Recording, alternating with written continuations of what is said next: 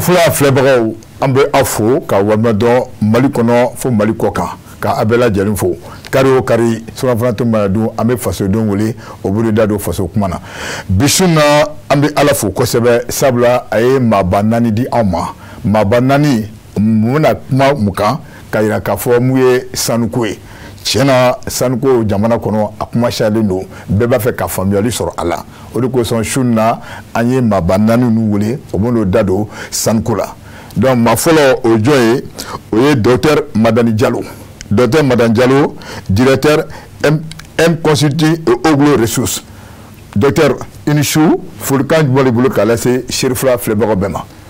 Hɛrɛ tilenna bɛɛ an filɛbagaw bɛ fo k'u fo kosɛbɛ. D'accord. Voilà. Ok. Merci beaucoup docteur.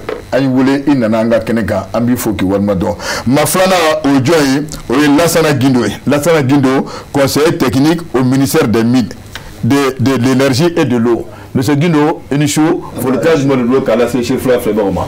An bɛ lamɛnnikɛlaw bɛɛ lajɛlen fo n'o tɛmɛna an bɛ foli lase Serifula TV ma ni jala anw ye sabu ni ye kumada ye an bolo pour que an bɛ se ka jama ladɔnniya sanuko ta fanfɛla la sinon a kuma cayalen de dɔɔni komi yɛrɛ y'a fɔ I ka kuma daminɛ la cogo min.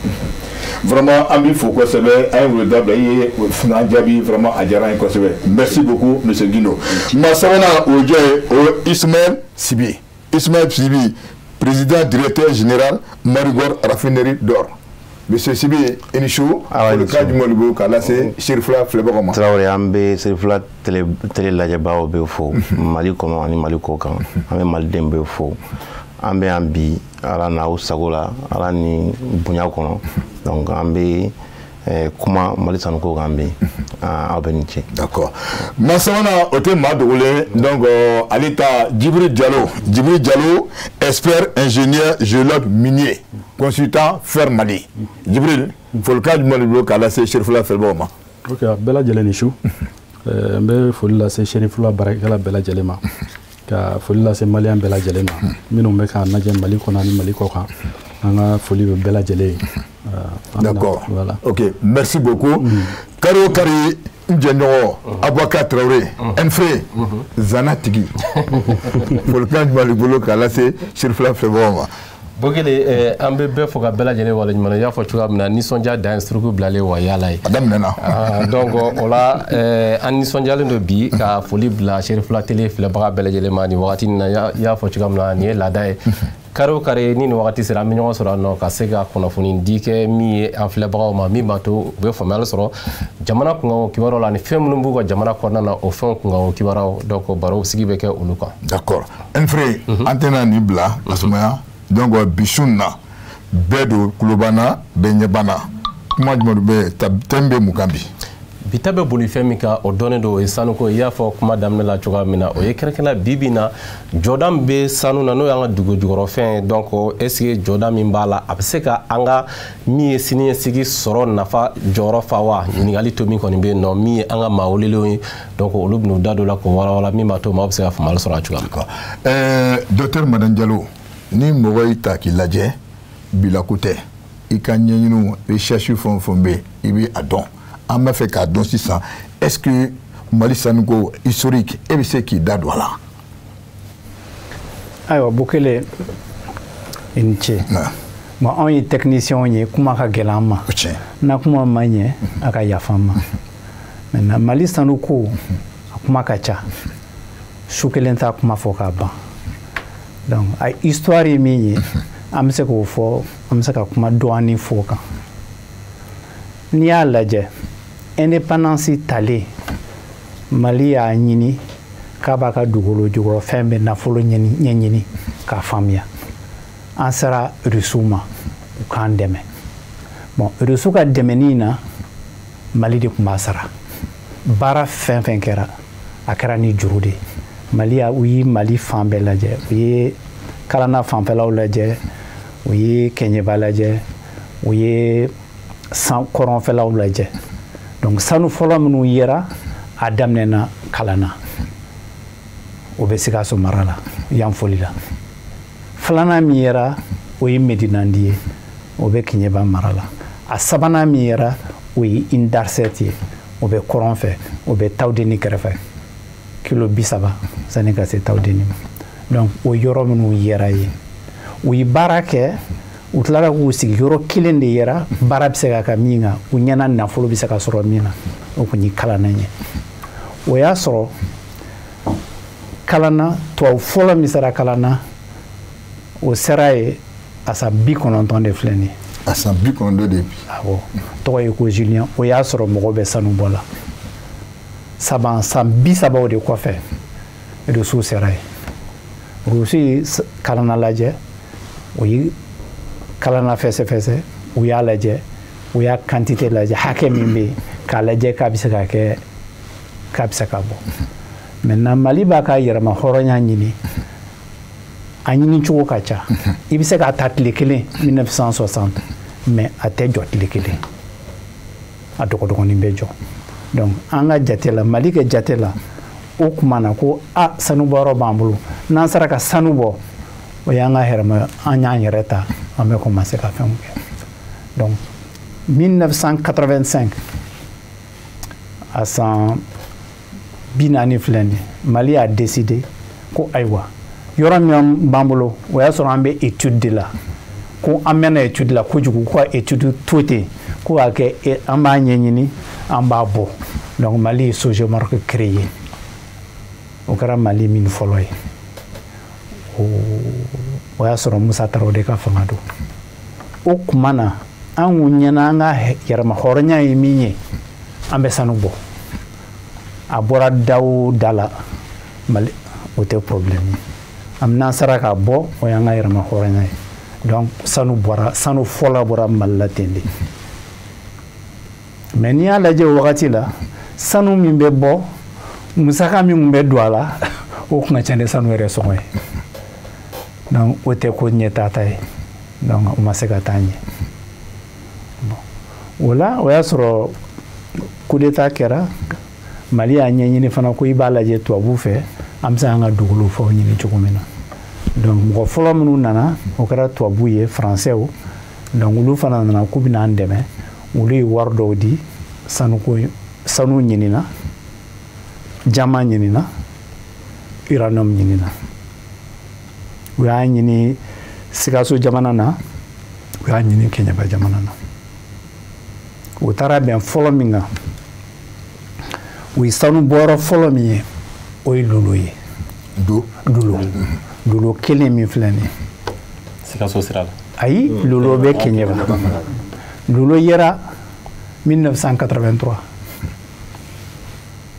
o y'a sɔrɔ an bɛ k'a ɲɛɲini Mali y'a décidé k'a bɛ société créera en 87 o société kelen min créera sanu bɔyɔrɔ min yera en 1983 o nana don exploitation na en 2005 donc a ye san 22 tɛmɛnen kɔ o sɔrɔla ka don exploitation na sanuko bɛ ten de.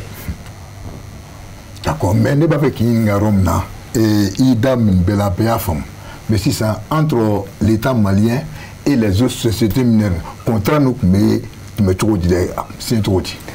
Contrat minnu bɛ yen donc kalanata o tun tɛ contrat ye parce que anw de tun ta don Mali ta don ani ko anw Mali ta don ne ka baara anw ka baara senfɛ DNGM na entre 80 90 an y'a lajɛ o y'a sɔrɔ an bɛ Musa tile la sara tɛ sɔrɔ kalo 2 kalo 3 an t'an ka sara sɔrɔ donc anw n'anw kɔrɔw n'anw yɛrɛw o n'an dɔgɔninw an ye décision minnu ta an k'an bɛ min ɲini Mali la an tɛ dugu jukɔrɔ fɛn bɛ ɲini dɛ an b'an ka baara kɛ fɛn kelen de ye an bɛ sanu de ɲini parce que ni sanu ye sanu bɔli musaka ka nɔgɔn ni nɛgɛ bɔli ye sanu de bɔli musaka ka nɔgɔn ni dugukolo jukɔrɔ fɛn bɛɛ ye donc an bɛ sanu de ɲini n'an ye sanu sɔrɔ an bɛ mɔgɔ ɲini min b'a bɔ an ye n'o y'a bɔ an ye o wari o bɛ taa trésor la n'o taara trésor la an bɛ sara o yɛrɛma hɔrɔnya ɲinitɔ ye anw ka baara ne ni anw kɔrɔw an dɔgɔninw Segu Jalo tun ye directeur ye sanu ɲinina o de la donc an ye sanu fɔlɔ min ye c'était en 84 o bɛ furu kɛlɛ fɛ o tɔgɔ ko Siama. Donc Siama yeli en 84 mɔgɔ t'an bolo baara a bɔcogo o y'a sɔrɔ Nations Unies wari de kɛra ka Siama ye. Nations Unies de wari di Mali ma an ka baara kɛ recherche kɛ o recherche de kɛlen 84 an taara bin Siama kan an ye baaraw kɛ ni Nations Unies wari ye. Maintenant an kɔni y'a dɔn sanu bɛ yen an y'a a jate bɔ ka kɛ 6 tonnes ye mais a bɔcogo an tɛ s'a la jamana si t'an kɛrɛfɛ sanu bɛ bɔ yɔrɔ min na a tɛ bɔ Mali a tɛ bɔ Sénégal a tɛ bɔ Côte d'Ivoire Burkina ta datugura ayiwa donc an wulila ka mɔgɔ ɲini min bɛ se ka n'an dɛmɛ k'a bɔ an ko Nations Unies k'an dɛmɛ an ye livre sɛbɛn an ye papier ci yɔrɔ bɛɛ américain dɔw bɛ yen olu nana olu k'olu bɛ se k'a lajɛ k'an dɛmɛ k'a bɔ mais o y'a sɔrɔ code minier min b'an bolo c'était code minier de 1970 code minier kɛra mais n'i ma deli ka sanu bɔ i ka code minier fana tɛ se ka bɛɛ ɲɛdɔn donc o la an ko nin ko bɛ cogo min na Nations Unies k'an dɛmɛ an k'an sigi an ni ninnu américain y'u ta an k'an sigi k'a fɔ k'a lajɛ pour que Mali kana perdu donc accord fɔlɔ y'o de ye Nations Unies wari di ka expert d'an ma ko ka wari di an ka se ka américain dɔ ta u k'an dɛmɛ ka avocat français dɔ ta u k'an dɛmɛ ka tila ka Mali ka délégation financer donc Mali y'a décidé a ye délégation mɔgɔ minnu bila ministère des mines c'est o de tun ye chef de la délégation ye tɔgɔ tun ye ko Mamadou Touré Dudu a banna ala ka hinɛ a la mɔgɔ minnu bɛ secrétaire général du gouvernement représenté o tun ye madame Jakite ale tun bɛ ale labanna ka kɛ gouvernement secrétaire général ye a bɛ balo la a bɛ se k'a fɔ o ye témoin min tun bɛ DNGM représenté direction de la géologie o tun ye Mahamadou Samake fana bɛ balo la a bɛ baara kɛ Rangoon la a kɛra Sam Jɛma voilà donc o tun y'an ka délégation ye ne tun tɛ délégation na mais ne ka baara tun ye min ye ka jija Nations Unies ka wari di pour que a ka se ka tɛrɛmɛ an ka se ka an taw sɔrɔ donc an y'a lajɛ an y'an ka conseillers n'an bɛ sanu in bɔ jɔn min na mun sɔrɔ a bɛ tila cogo jumɛn voilà donc convention kɛra o base kan a tilala an y'a lajɛ donc ni sanu lajɛ jamana kɔnɔ jamana bɛ marché ni jamana loi de ye loi damadɔ bɛ yen f'i k'o jateminɛ anw fɛ yen a fɔra de n'i bɛ baara o baara kɛ f'i ka société sigi ni société sigi société de bɛ baara kɛ a b'a ka impôt sara a bɛ jamana ta d'a ma donc na société tɔ minnu bɛ Mali la ni maa maa mana i ka société dilan Mali la aw par exemple n'a y'a ka société dilan n'a y'a ka baara kɛ n'a ye tɔnɔ min sɔrɔ Mali bɛ 30% ta o kɔrɔ ye ko sara 100 o 100 Mali bɛ 30 de ta bi o de ye impôt ye bon sanuko la an ko bɔn société bɛ créer société tɔw bɛ min sara sanubɔlaw b'o sara mais comme Mali de ka sanu don an k'a ma n'a ye sanu feere dɔrɔn a bɛ dɔ sara an ye parce que wari t'an bolo i kana ɲinɛ anw ka hamina kun ye sara de ye donc o la an ko bɔn n'i ka marchandise feere na sanu i kɔni bɛ i bɛ na an b'a yamaruya i k'i ka baara kɛ ni sanu bɔra ni sanu feere yɔrɔ min na dɔrɔmɛ 100 o dɔrɔmɛ 100 i bɛ dɔrɔmɛ 6 bɔ a la k'o d'an ma o y'anw ta ye o y'an yɛrɛ ka yɛrɛma hɔrɔnya ye o y'an ta ye parce que anw de ta ye sanu ye donc o bɛ senna hali bi 6% na sanu bɔra n'a feerela a bɛ feere yɔrɔ min na o tigi bɛ papier de ci ka na Mali gouvernement ma k'a fɔ ko sanu feerela n'i y'a facture ye 6% bɛ sara kalo o kalo na sanu donc n'i ye commerçant ye i b'a faamuya n'a fɔra k'i ka marchandise feere i ka 6% bɔ la k'a di gouvernement ma a bɛ kɛ mankan ye dɛ voilà mais sanuko la comme sanu de don ani fɛn tɔw si tɛ kelen ye o de fɔlɔ bɛ sara donc an b'o minɛ k'o bila n balan kɔnɔ fɔlɔ n'o bɔra yen n'i ka sanu bɔ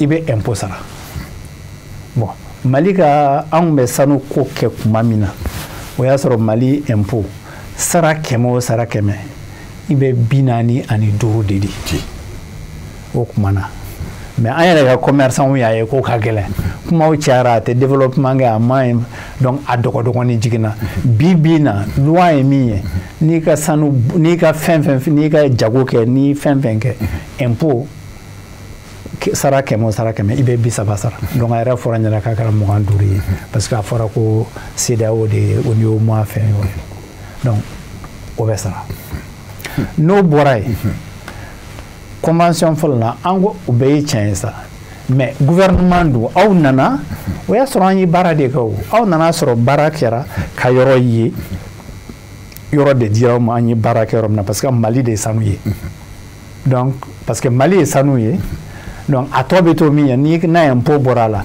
a tɔ bɛ to min ye anw fana bɛ 15% ta o de ye donc n'a fɔra ko société minière la Mali niyɔrɔ ye 15% ou bien 10% o y'o yɔrɔ de ye o tɛ tɛ société wɛrɛw la o bɛ société sanu minière dɔrɔn de la donc n'an y'a jate minɛ anw ka jate la n'i ye na wari hakilina sanu feere la n'i y'a jate minɛ wari fɛn bɛ bɔ sanu la n'i y'a ta k'a jate minɛ baarakɛla minnu b'i bolo olu ka impôt bɛ bɔ a la i b'olu ka impôt sara i b'u ka INPS sara donc Mali la ni impôt ni INPS fara ɲɔgɔn kan o bɛ kɛ i n'a fɔ sara tilancɛ donc n'an y'a jate minɛ anw ka jatew la an y'a ta ni hukumu min ye min bɛ mɔgɔw kɔnɔ c'est que na wari bɔra na sanu wari bɔra a tilancɛ o bɛ to Mali la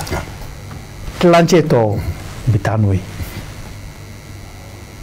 accord fɔlɔ kɛra o de kan. D'accord. Donc vraiment, Monsieur Diallo, an b'i fo kosɛbɛ parce que i ye walawalali caman kɛ an ye faamuyali sɔrɔ. Enfré, an bɛ taa jɔn fan fɛ?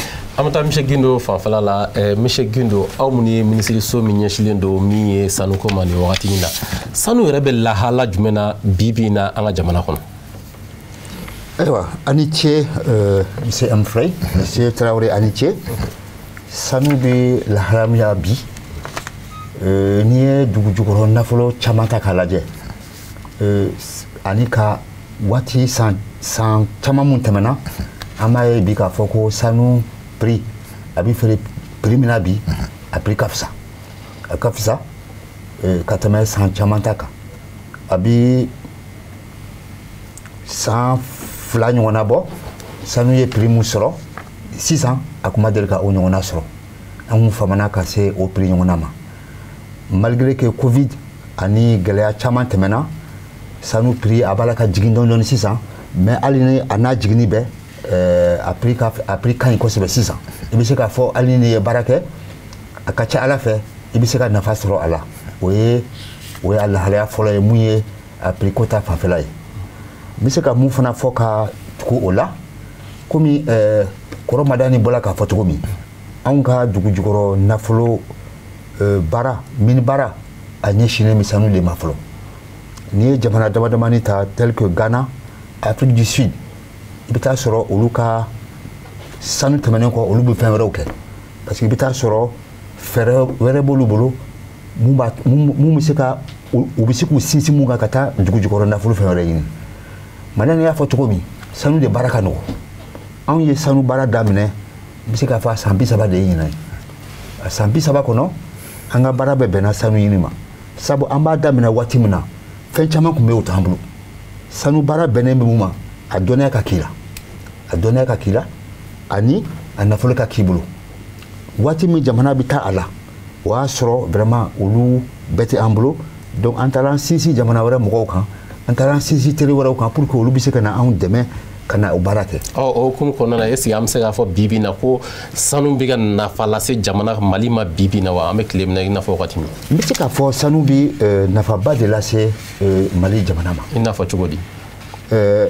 Kɔrɔmadani bɔla k'a fɔ sisan a daminɛna baara yɛrɛ daminɛna mun kan o kun filɛ pour que jamana baarakɛlaw bɛ se ka u ka baarakɛ sara sɔrɔ cogo min mais an bɛ waati min na komi sisan an tɛmɛn'o kan an hakilina ye mun ye sisan cogo jumɛn jamana yɛrɛ bɛ se ka yiriwa ni sanu baara ye donc an b'o hukumu de kɔnɔ sisan donc n'an taara o kɔnɔna fɛ sanu mun bɛ bɔ jamana kɔnɔ a fɔla sisan ko n'i ye jateminɛ k'a la kasabi minnu bɛ taa an fɛ yan ani minnu bɛ taa kɔfɛ n'i ye jateminɛ k'a la k'a bɛɛ fara ɲɔgɔn kan i b'a ye mun bɛ taa an fɛ yan a bɛ se kilancɛ ma kilancɛ bɛ taa kɔfɛ donc o b'a jira k'a fɔ nafaba de bɛ fɛn na. donc bi bi in na sɔrɔ t'a la kilancɛ de bɛ taa kɔ kan an ka sɔrɔ ta ye kilancɛ ye. voilà n'i ko k'i ka impôt taxi baarakɛla minnu ka sara bɛ di n'u ye maliyɛnw ye INPS fɛn minnu bɛ sara an ka commerçant minnu bɛ baara ni milieu bɛ baara kɛ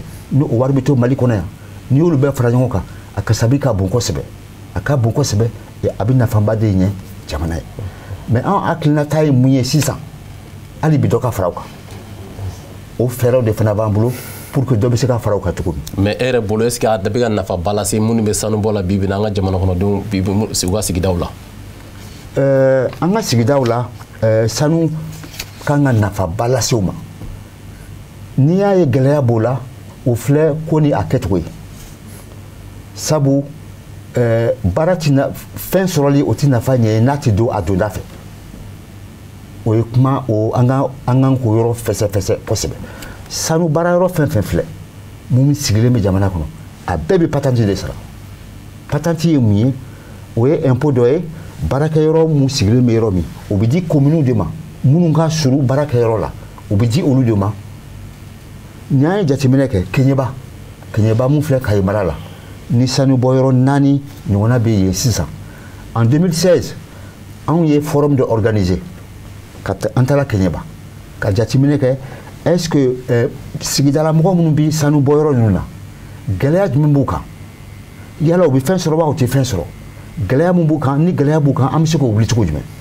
an ye jateminɛ kɛ Keɲeba commune kelen kan n'o ye Sitakili ye an y'a sɔrɔ min tun ma se hali hakɛ min bɛ yen sisan a tun ma se o ma Lulo ani Tabakoto mini 2 olu tun bɛ patante mun di Sitakili commune na a tun bɛ taa san kɔnɔ miliyari 3 la mais an yɛrɛ ye jateminɛ kɛ o commune kɔnɔ yala nin miliyari 3 mun bɛ di san kɔnɔ a tun bɛ se ka kɛ ka baara jumɛn kɛ an wulila ka taa lajɛ an ɲɛ ma fa parce que an m'a ye k'a fɔ o wari sera ka don ka taa développement la cogo min a filɛ wari filɛ mais n'i taara i ti a ye k'a fɔ nin miliyari 3 nin donna ka nin baara mun kɛ gɛlɛya bɛ yen toujours jiko gɛlɛya bɛ yen kalanso yɔrɔko gɛlɛya bɛ yen minnu ye ekɔliso jɔ dɛ mais k'a fɔ mun yɛrɛ jɔla mairie fɛ communauté fɛ sigidala mɔgɔw fɛ o ka dɔgɔ miliyari 3 nin na donc o ye sigidala mɔgɔw ka yɔrɔ ye n bɛ se ka mun fɛsɛfɛsɛ k'o ɲɛfɔ aw ɲɛna.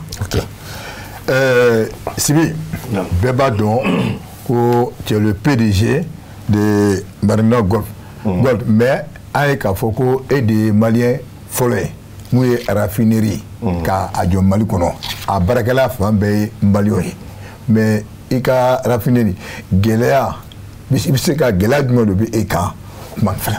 Awa bisimila Traoré an kɔni ye maliyɛn minnu ye raffinerie fɔlɔ kɛ yan an ka baarakɛla bɛɛ ye maliyɛn de mais comme an ka cɛkɔrɔba da sera a ma ani Monsieur Gino da sera a ma an bɛ sanu min sɔrɔ o tɛ bɔ minibaw fɛ yen an ka sanu fanba bɛ bɔ bololabaara minnu ye artisan miniw ye olu ka sanu de bɛ na an fɛ yen o dun ma organiser ka ɲɛ a organiser tɛ ka ɲɛ donc o gɛlɛyaba b'an kan parce que an yɛrɛ de bɛ taa n'an bɛ sanu bayɛlɛma anw fɛ yen an yɛrɛ bɛ taa ɲini donc mɔgɔ tɛna n'u ka sanu ye ka a yɛlɛma an fɛ yen o gɛlɛya kɔni b'an kan an ni fangaw bɛ ka kuma pour que o bɛ se ka yɛlɛmɛ cogo di a bɛ se ka kɛ cogo di sanu bɛ s'an ma a ka yɛlɛmɛ a da ka dɔn san'a ka bɔ ko kan donc o de y'an ka laɲini ye. mais pour que n bɛ fɛ ka ɲininka Orne munna a tɛ raffiner Mali kɔnɔ yan. o kɔni je pense que o kɔni gouvernement de bɛ se k'o jaabi a tɛ raffiner Mali la parce que loi de kan ka sigi k'a fɔ ok sanu min kan ka bɔ Mali la a ka raffiner san'a ka bɔ donc n'o o sariyaw bɛ yen n'o sariyaw tun sigira donc o bɛ se ka raffiner bɛɛ bɛ se ka sanu raffiner ka bɔ. n'o y'a jira k'a fɔ ko gouvernement de bɛ se ka jaabili kɛ o la quoi. ne kɔni hakilina kɔni. mais yɔrɔ dɔ bɛ yen an b'a fɛ ka yɔrɔ min dɔn sisan n'i ye nin bɛɛ ta k'a fara kan maintenant or bɛ taa raffiner étranger la a nafa nafa jumɛn de bɛ yen. bon Mali bɛ nafaba de perdu o la fɔlɔ sanu dɔrɔn tɛ bɔ ni sanu n'a dɔrɔn tɛ quoi sanu fana ni fɛn dɔ de faralen bɛ ɲɔgɔn kan mun ye warije ye dɔw ye platine ye dɔw ye hali cuivre b'a la an bɛ mun le ko den n'olu farala n'olu bɔra la sanu bɛ kɛ comme wari donc sanu valeur bɛ kɛ wari de sanu bɛ ni sanu fɛn bɛ bɔra ɲagami bɛ bɔra sanu na a bɛ wele de ko c'est devise de don quoi wari de don quoi donc o devise n'o bɛ jamana min kɔnɔ jamana n'an k'a fɔ jamana bankibaw ani jamana trésor ɲɔgɔnnaw olu b'o de ta sisan k'u ka wari jukɔrɔma dinti n'a ye parce que sanu depuis san 30 bi ale dɔrɔn de danaya b'ale dɔrɔn de kan k'a fɔ ko hali ni jamana cira ka wuli mun bɛ se ka wuli comme guerre mondiale ni fɛnkɛ mun kɛra mun sera ka jamanaw jɔ o ye sanu bɛ jamana mun bolo olu de wulila fɔlɔ k'u yɛrɛ jɔ donc ani fanga bɛ jamana mun na donc o kɔni sanu ka raffiner a ka d'anw ye a ka di maliyɛn bɛɛ ye Mali sanu ka raffiner Mali la donc il faut k'an ka minɛnw de ɲini minɛn minnu b'an dɛmɛ an bɛɛ dɛmɛ a bɛ raffiner cogo min. minɛn sugu jumɛn. bon minɛnw o ye loi de kan ka sigi loi de kan ka sigi k'a fɔ sanu ka raffiner donc minɛn sugu fana bɛ yen minɛn dɔ bɛ yen sanu bɛ se ka raffiner mais o fana n'a raffinera a kɔlɔlɔ bɛ se sociétéw fana ma donc jamana de bɛ na ka sigi ka kuma kɛ ka ɲɔgɔn faamuya an bɛ se ka rentabiliser an bɛ se ka sanu valoriser cogo di Mali la parce que n'i ye sanu raffinera donc a bɛ se bololabaarakɛla min n'an ko bijouterie ni fɛnkɛ ninnu a bɛ se olu fana ma Mali bɛ ka faamuya donc olu bɛ se ka développer cogo min o fana o de bɛ don économie la an bɛ mun wele ko économie yɛrɛ o de bɛ don a la parce que ni sanu raffinera an b'a kɛ a kɛ wari ye mais ni sanu bolola baara la k'a dilan a bɛ se ka fɛn sɔrɔ mun ka ca ni wari ye Mali bɛ ka faamuya ni sanu bɛ ne bolo sisan ni dɔrɔmɛ de don n'a a bolola baara ka ɲɛ ka kɛ musow ka lakana ye a bɛ se ka kɛ dɔrɔmɛ tila a bɛ se k'o sɔrɔ donc o de ye sɔrɔ yiriwali ye jamana kɔnɔ donc n'an ye lɔw de bɛ se k'o sigi quoi anw tɛ se k'o kɛ gouvernement o bɛ gouvernement de fan fɛ quoi. ah mais monsieur Guindo ale ye mun fɔ donc a ka kuma nin a bolo b'a i bɛ se ka i sɔnna a ka kuma ye wa. oui o ye tiɲɛ a ye n'i ye Mali jateminɛ n y'a fɔ n ka kuma kɔnɔ cogo min a san 30 de ye nin ye an bɛ sanu b'an fɛ yan mais pour que ka o sanu nin traiter k'a raffiner an ka sanu bɛɛ bɛ taa kɔfɛ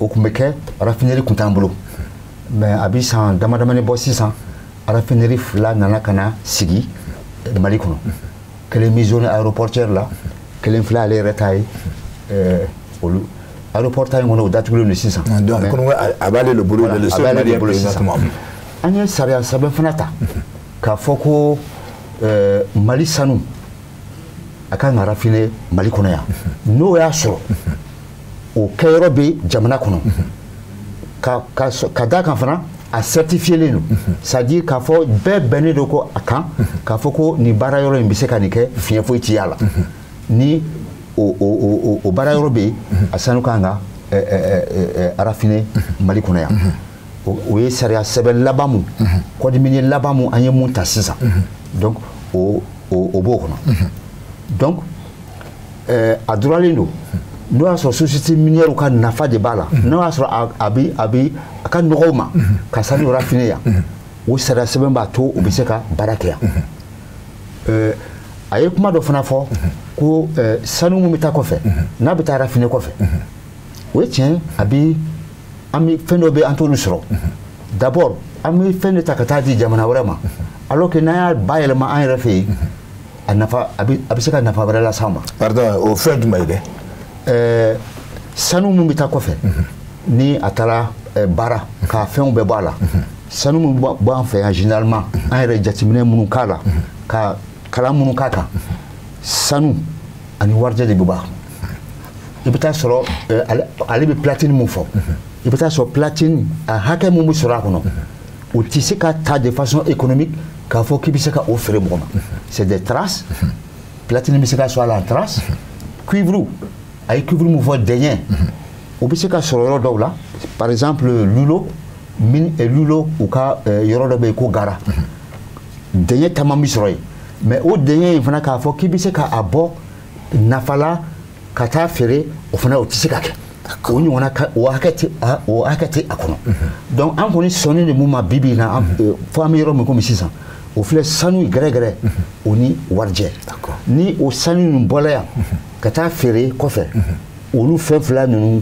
olu de information bɛna d'an ma sanu quantité ye mun ye warijɛ quantité ye mun ye n'a bɛ taa fana yɛrɛ an mun bɛ ministère ka bolo kan DNGM ka bolo kan an b'o quantité bɛɛ dɔn a kɔnɔ n'a bɛ segin ka na fana an b'o quantité o fana o wari bɛɛ fana bi o bɛɛ bi feere a wari la o bɛɛ fana bi don Mali trésor d'accord mais Sibi ne b'a fɛ ka yɔrɔ dɔ dɔn a fɔra ko Mali bɛ bɔ ni sanu ye 60 tonnes par an est-ce que nin kuma nin ye tiɲɛ bon ne bolo u bɛ ka fɛn fila de ɲagami ɲɔgɔn na parce que n'i ko ne bɛ ka kuma fila ɲagami ɲɔgɔn na bon non parce que sanu bɛ bɔ ko yɛrɛ parce que an y'a ye jabaraniso dɔ la fɔsa in na o kumara kan donc k'a fɔ ko min bɛ transfert ka taa Dubaï donc o sira dɔw fɛ k'a bɛ san o san ko Mali kɔnɔna na k'a bɛ bɛn tonne 60 ma. n y'a faamuya n ko an bɛ kuma fila de la parce que kuma fila ye mun ye grande mine bɛ min kɛ o donnen don État fɛ donc aw kan bɛ mun ma o ye minnu bɛ bɔ bololabaarakɛlaw fɛ yen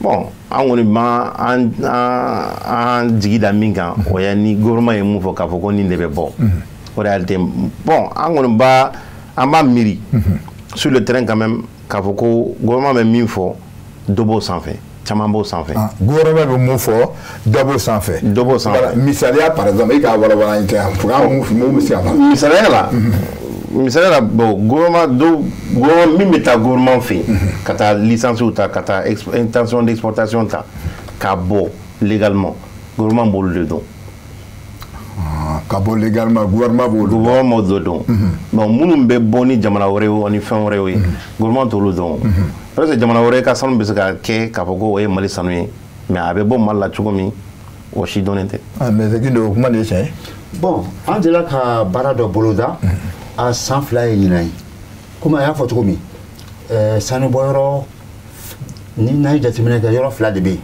grande mine minnu bɛ industriel ye ani minnu di damabaaralaw ka sanu donc olu fana bɛ yen bon Mali ye jamana ye ani jamana tɔw ka sariya tɛ kelen ye kosɛbɛ n'i taara Burkina i bɛ taa sɔrɔ gouvernement yɔrɔ kelen de bɛ nin sanu bɛɛ jateminɛ mais anw fɛ yan bolola baara minnu bɛ dama baara kɛ olu ka sanuko cogoya o dilen bɛ maires ma collectivités ma an y'o kɛ mun na an y'a jateminɛ k'a fɔ minnu b'o baara kɛ olu ni collectivité mɔgɔw de ka surun ɲɔgɔn na donc olu ko o gérer o bɛ sɔn ka nɔgɔya mais a ma kɛ nɔgɔya a kɛra gɛlɛya de ye donc n'a ye jateminɛ k'a kan sanu Mali sanu minnu bɔ dama baara la mun bɛ taa kɔfɛ ko 60 tonnes ne yɛrɛ y'a mɛn n y'a ye nin filɛ a siɲɛ filanan de ye a kuma bɛ ta ka lase an ma a bɛ san 3 bɔ ONG dɔ canadienne dɔ olu ko Mali sanu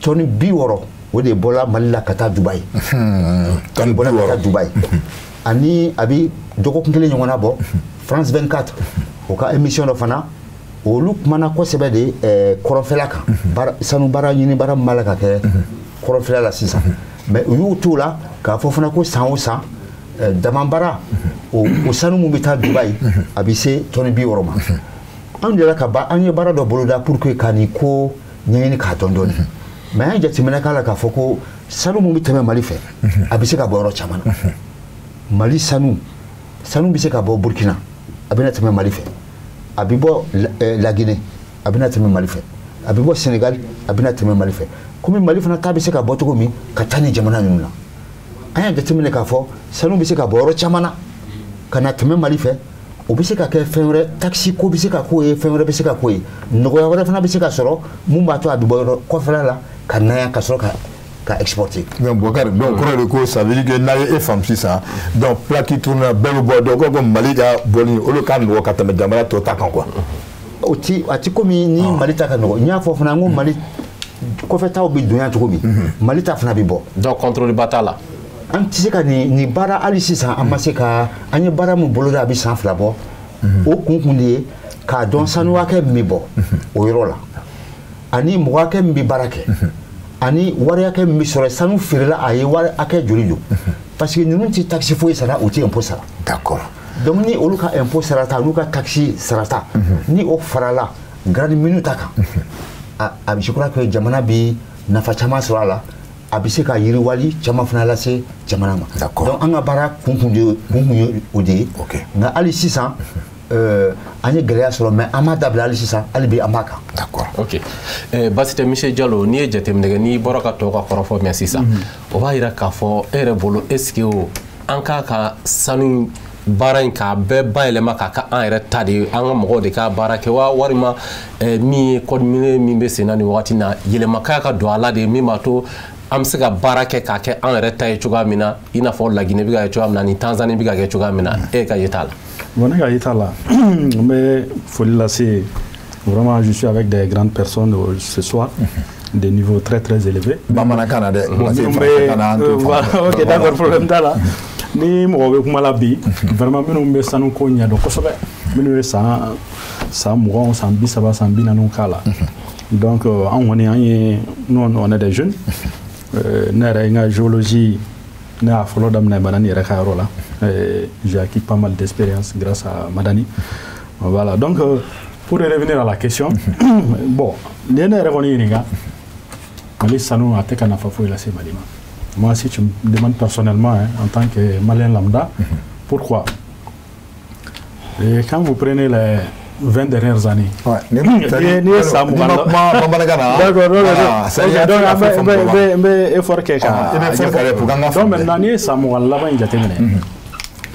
presque Mali est classé, Mali est 3e position sabanan de là, même sanu bon.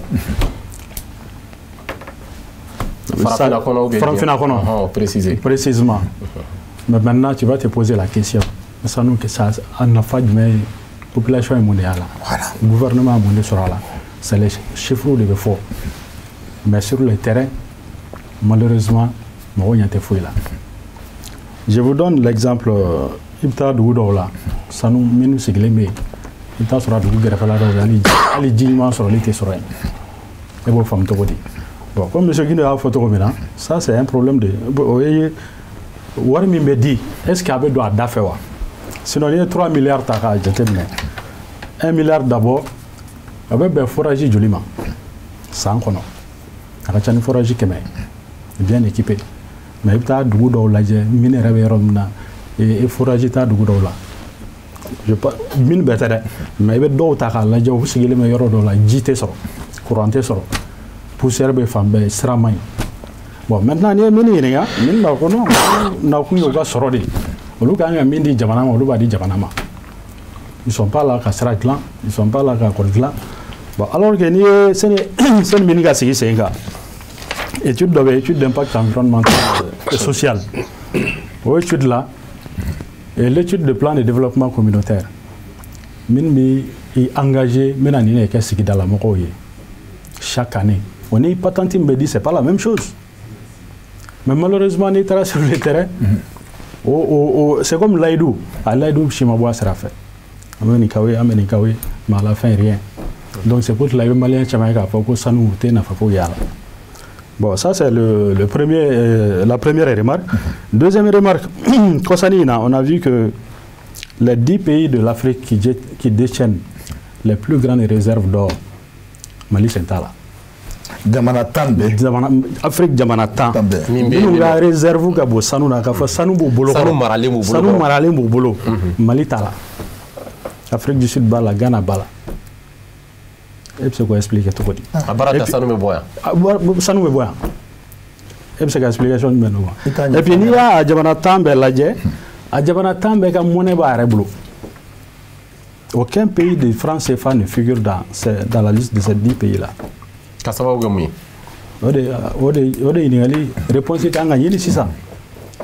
Est-ce que nos gouvernements, nos dirigeants, nous avons essayé de cadrer au moins ça nous même s'il y a une banque centrale de l'or que l'État qui est engagé, ça nous met beaucoup à ça.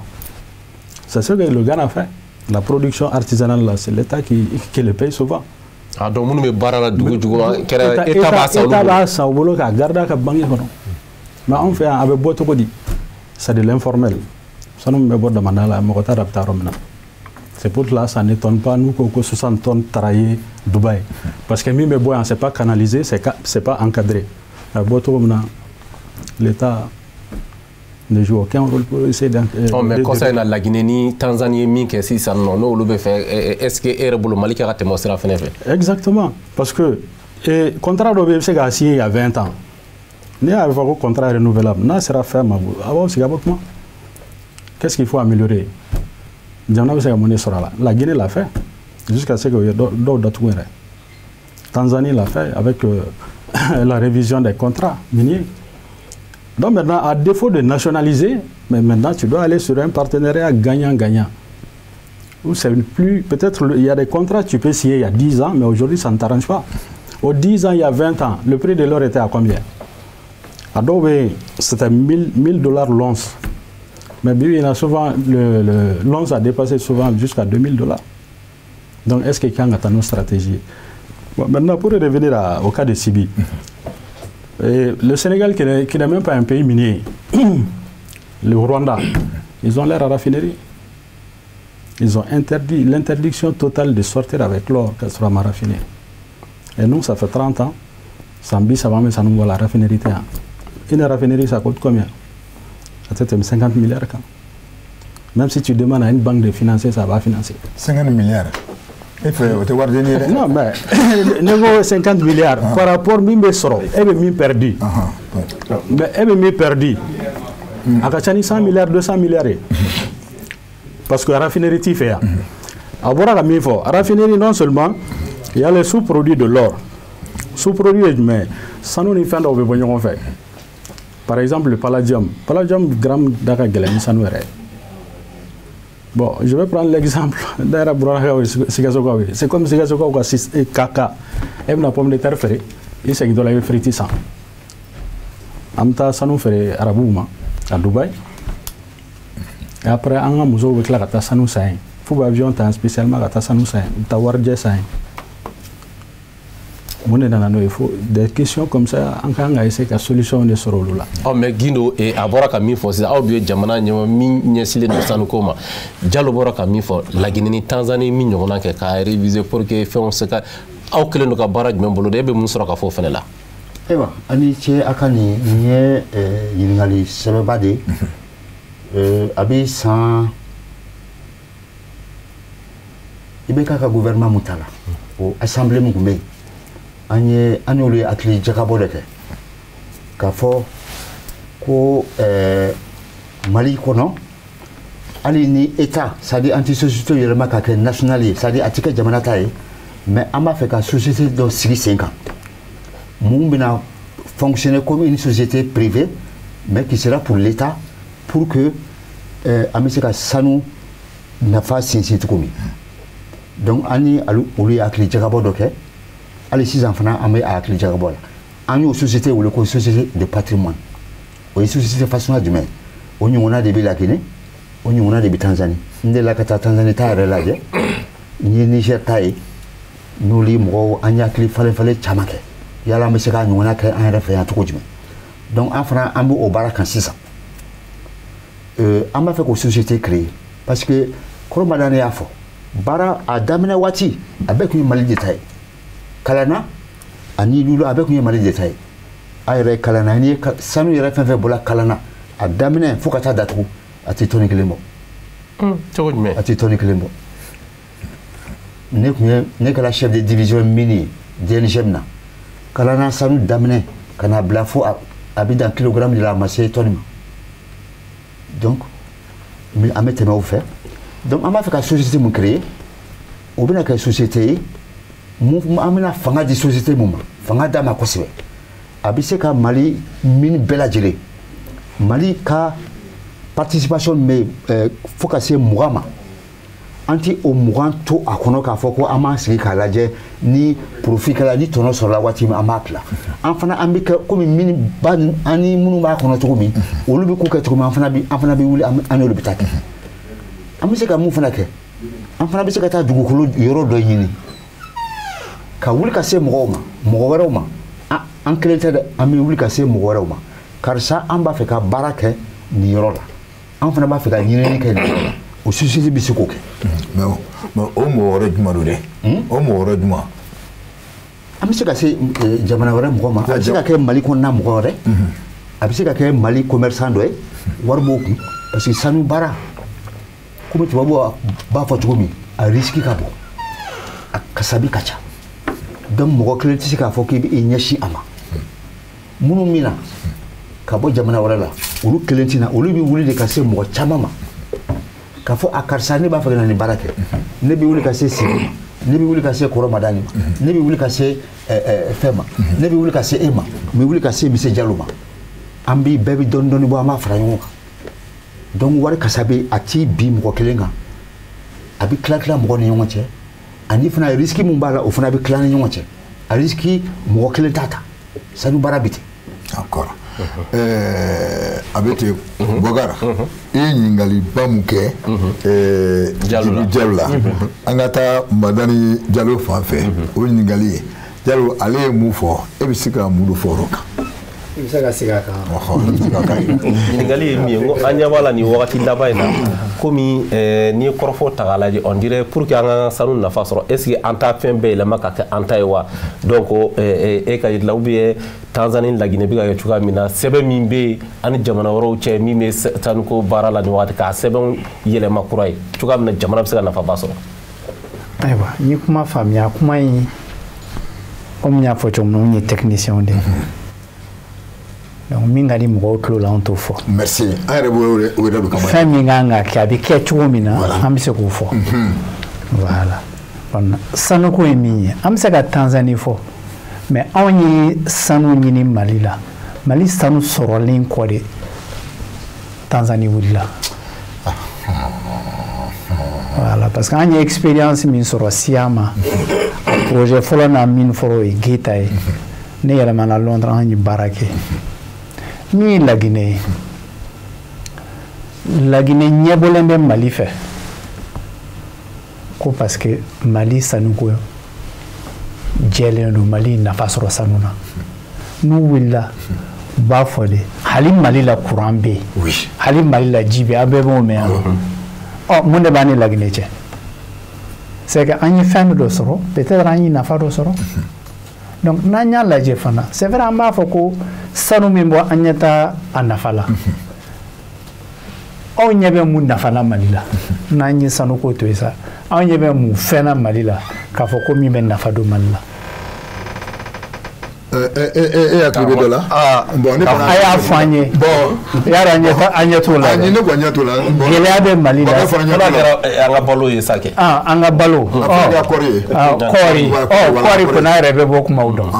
n an na don an yɛrɛ bɛ kɔɔri bɛ min dɔn Mali la o ni min bɛ subvention nɔfɛ o ni mɔgɔ kɔɔri bɔlaw bɛ ka min ɲini ko ka wari don kɔɔri la kɔɔri baarakɛlaw maa bɛ sɛnɛ kɛ.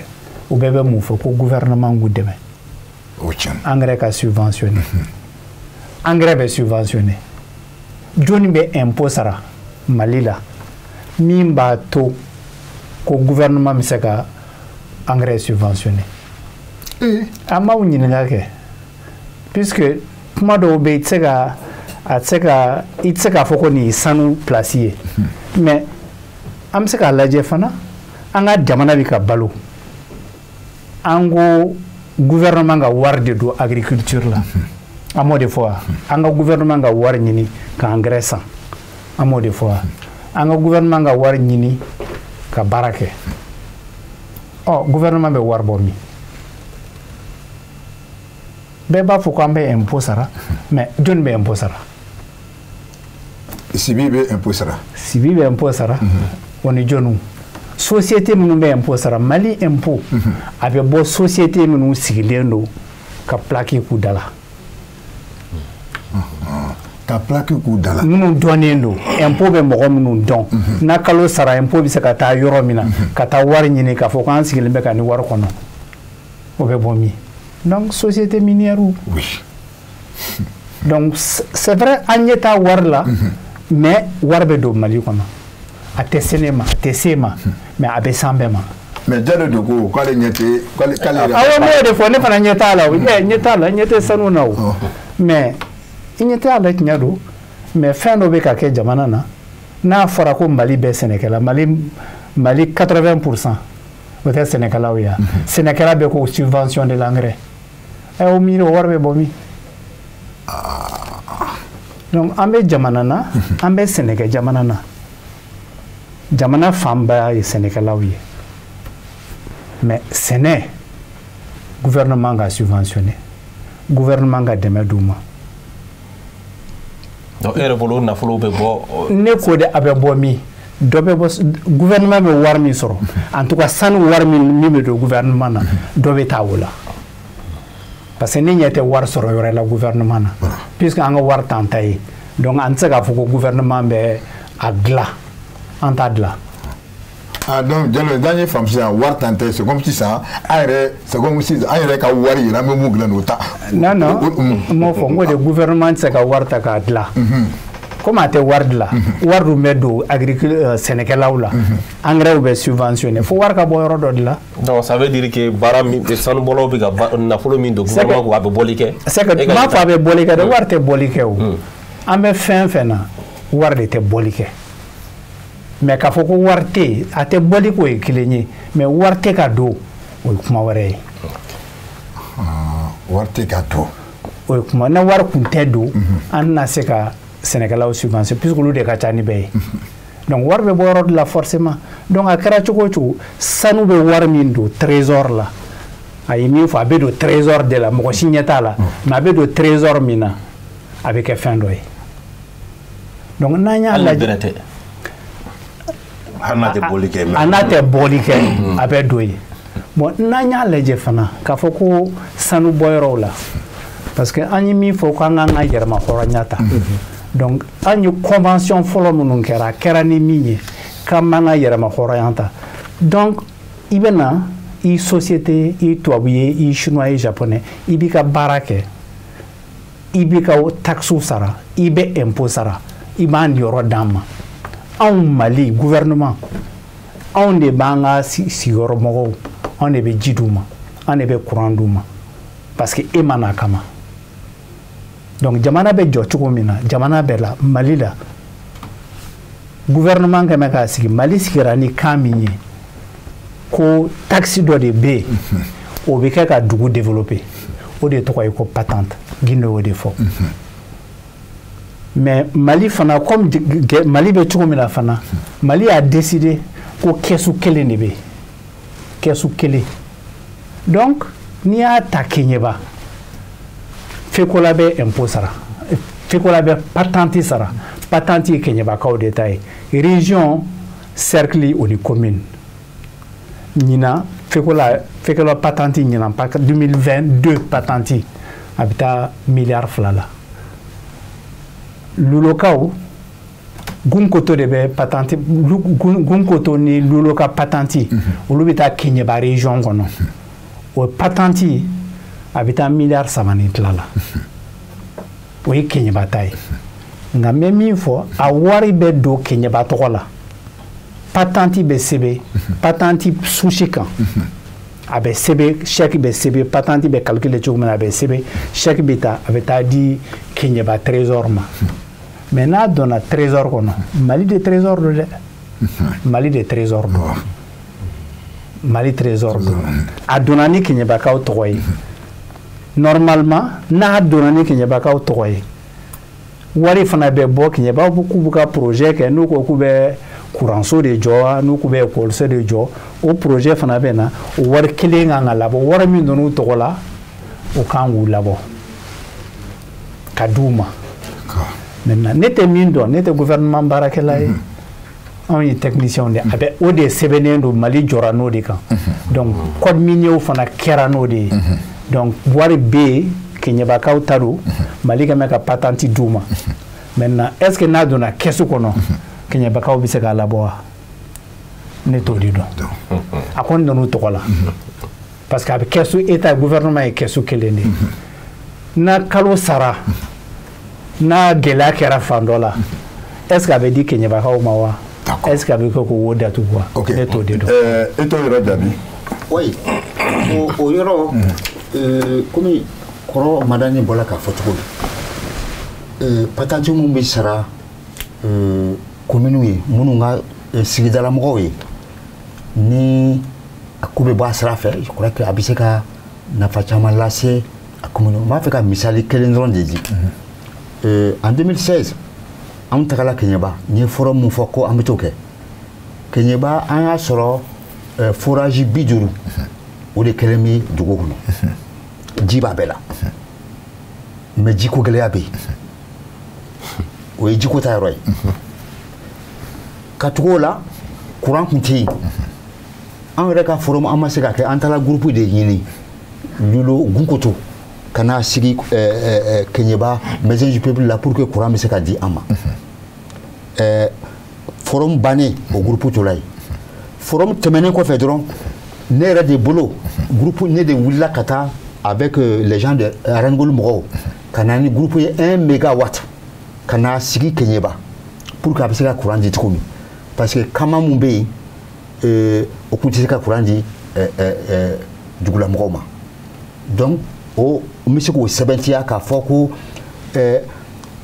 patenti minnu kuma fɔla sisan i yɛrɛ b'a dɔn a karisa bɛ se fo mun ma malgré que o bɛ di an ma jɔyɔrɔ ye vraiment o jɔyɔrɔ ye dugu kɔnɔna la jiko gɛlɛya tun bɛ yen courant ko gɛlɛya tun bɛ yen poussière bɛ dugu kɔnɔ ani siraw man ɲi komi kɔrɔ madani bɔra k'a fɔ cogo min société minnu bɛna baara k'an fɛ yan u ma n'an ka jamana jɔli kama dɛ o ma n'an ka jamana jɔli kama. Monsieur Guindo o yɔrɔ nin aw dun ye jamana ɲɛmaa ye parce que an b'o yɔrɔ min ɲinina dɛ donc ne yɛrɛ bolo tun b'o yɔrɔ de kan c'est fɛn o fɛn bɛ nana nin o mana jamana jɔyɔrɔ kama. o ma n'an ka jamana jɔli kama n bɛ na ni kuma ye.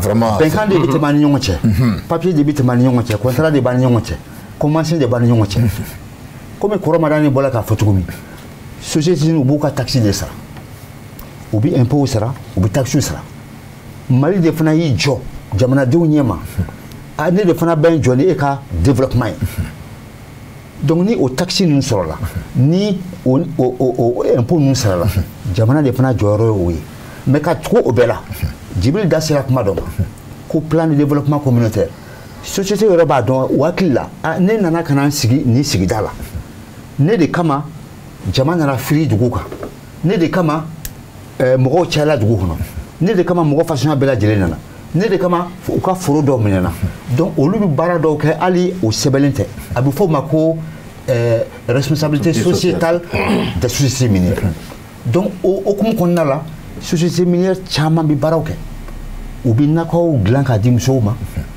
bien vrai que nakɔ kelen tɛ se ka jamana kelen développer u bɛ kɔlɔn sen u bɛ ekɔlisow jɔ u bɛ mɛtiriw sara u ye donc fɛnw de bɛ fara fara ɲɔgɔn kan pour que jamana bɛ se ka taa ɲɛ n b'a fɛ ka kuma kelen fana fɔ kɔrɔ madani y'a fɔ ko nin wari fɛn fɛn bɛ sara a bɛɛ de bɛ taa kɛsi kelen kɔnɔ n'a bɛ fɔ o ma ko caisse unique du trésor wari bɛɛ de bɛ taa yen Mali kɔnɔ an fana hakili bɛ gɛlɛya kelen fana n'an fɛ yan la mauvaise gouvernance la mauvaise gouvernance sanu a y'a fɔ ko subvention bɛ kɛ agriculture ye san o san an bɛ taa tɛgɛrɛ fɔ ko 15% o subvention kɛla paysan ye o wari bɛ bɔ min n'i ye jateminɛ embargo nin waati la jamana ma jɔ ne ye fonctionnaire ne ka sara dira a ma a ma tigɛ kile kelen an ye baara kɛ i b'a sɔrɔ fɛn dɔ de jɔlen bɛ n'o ye n'i taara sisan ka taa ministère impôt mɔgɔ ɲininka u b'a fɔ ko jɔn k'a la sanu a bɛ nafa lase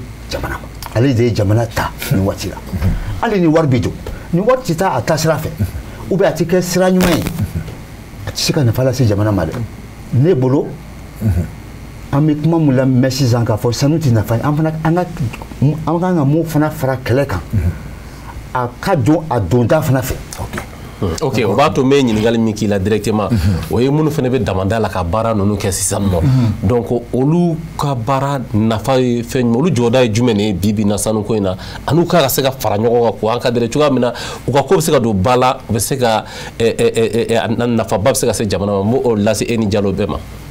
D'accord. Donc ne taara Ghana en 1999 o y'a sɔrɔ ni gɛlɛyaba bɛ Ghanaiens fɛ yen.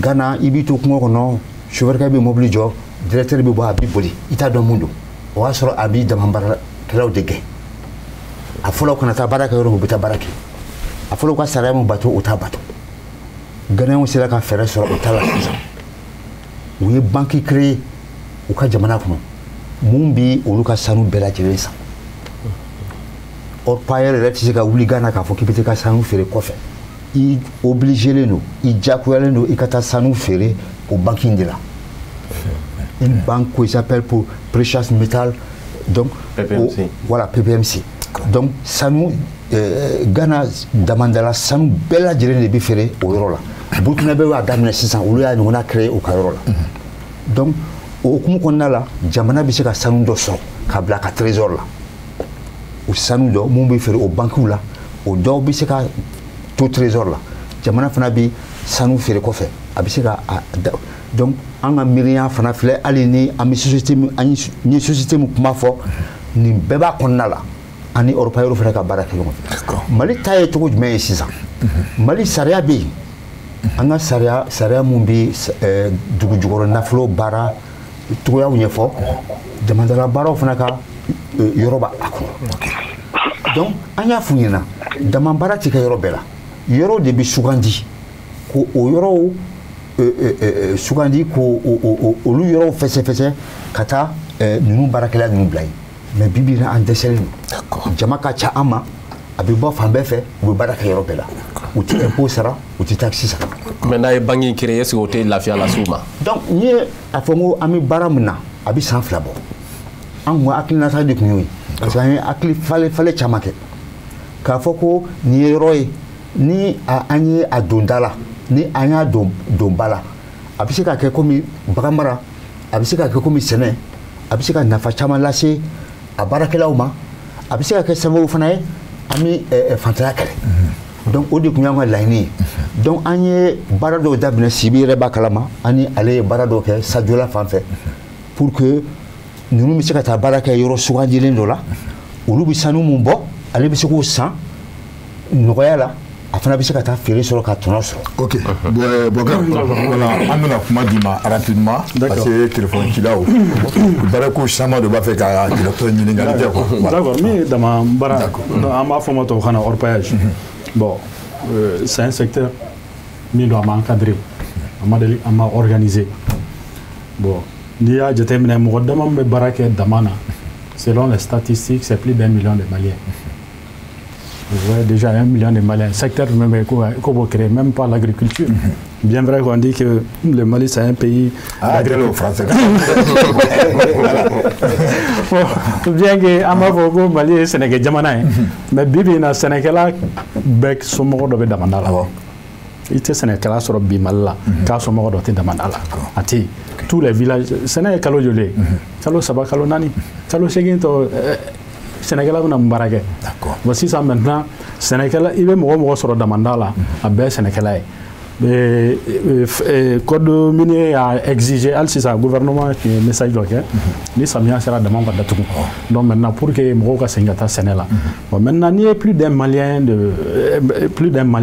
1 million pardon million kelen ka jateminɛ o bɛɛ bɛ nin secteur in na et que o secteur ma organisé ka ɲɛ là il y a un problème en même temps u bɛ sanu min bɔ sanu bɛ feere cogo di sani ka tɛmɛ o yɔrɔ kan o ye n bɛ se dragage fana ma dragage ale interdira ale kɔsani na an y'a jateminɛ Mali tun ye 3e ye Mali nana jigin ka kɛ 4e yɔrɔ dɔ la yɛrɛ 5e don pourquoi anw ka jateminɛ nana ye k'a fɔ dragage min interdira o tun bɛ sɔrɔ min kɛ o bɔra Mali ka sɔrɔ la anw yɛrɛ laɲini kɛ ni dragage u kana interdit mais u k'a lajɛ k'a jɔ k'a organiser k'a di a baarakɛbagaw ma parce que ale gansan na mɔgɔ min bɛ baara k'a kɔnɔ a ka ca ni mɔgɔ 100,000 donc maintenant an sera chambre de mine yɛrɛ ma pour que ka démarche kɛ vraiment ninnu ka baara bɛ se ka segin charia kɔnɔ cogo min na code minier kɔnɔ cogo min na mais chambre de mine k'a essayer k'a lajɛ k'o organiser ka ɲɛ a sen fɛ an sera Gindo yɛrɛ ma ni Gindo kumana kosɛbɛ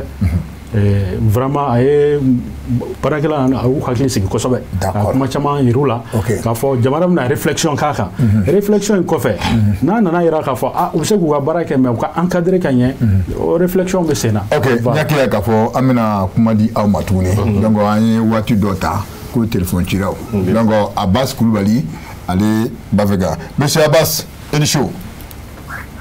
ani su. somɔgɔw bɛ di. baasi tɛ. Abbas Kulubali i b'an wele ka bɔ min. ne ye Abbas Kulubali directeur général Lulu Gonkoto. i b'i kan kɔrɔta kosɛbɛ.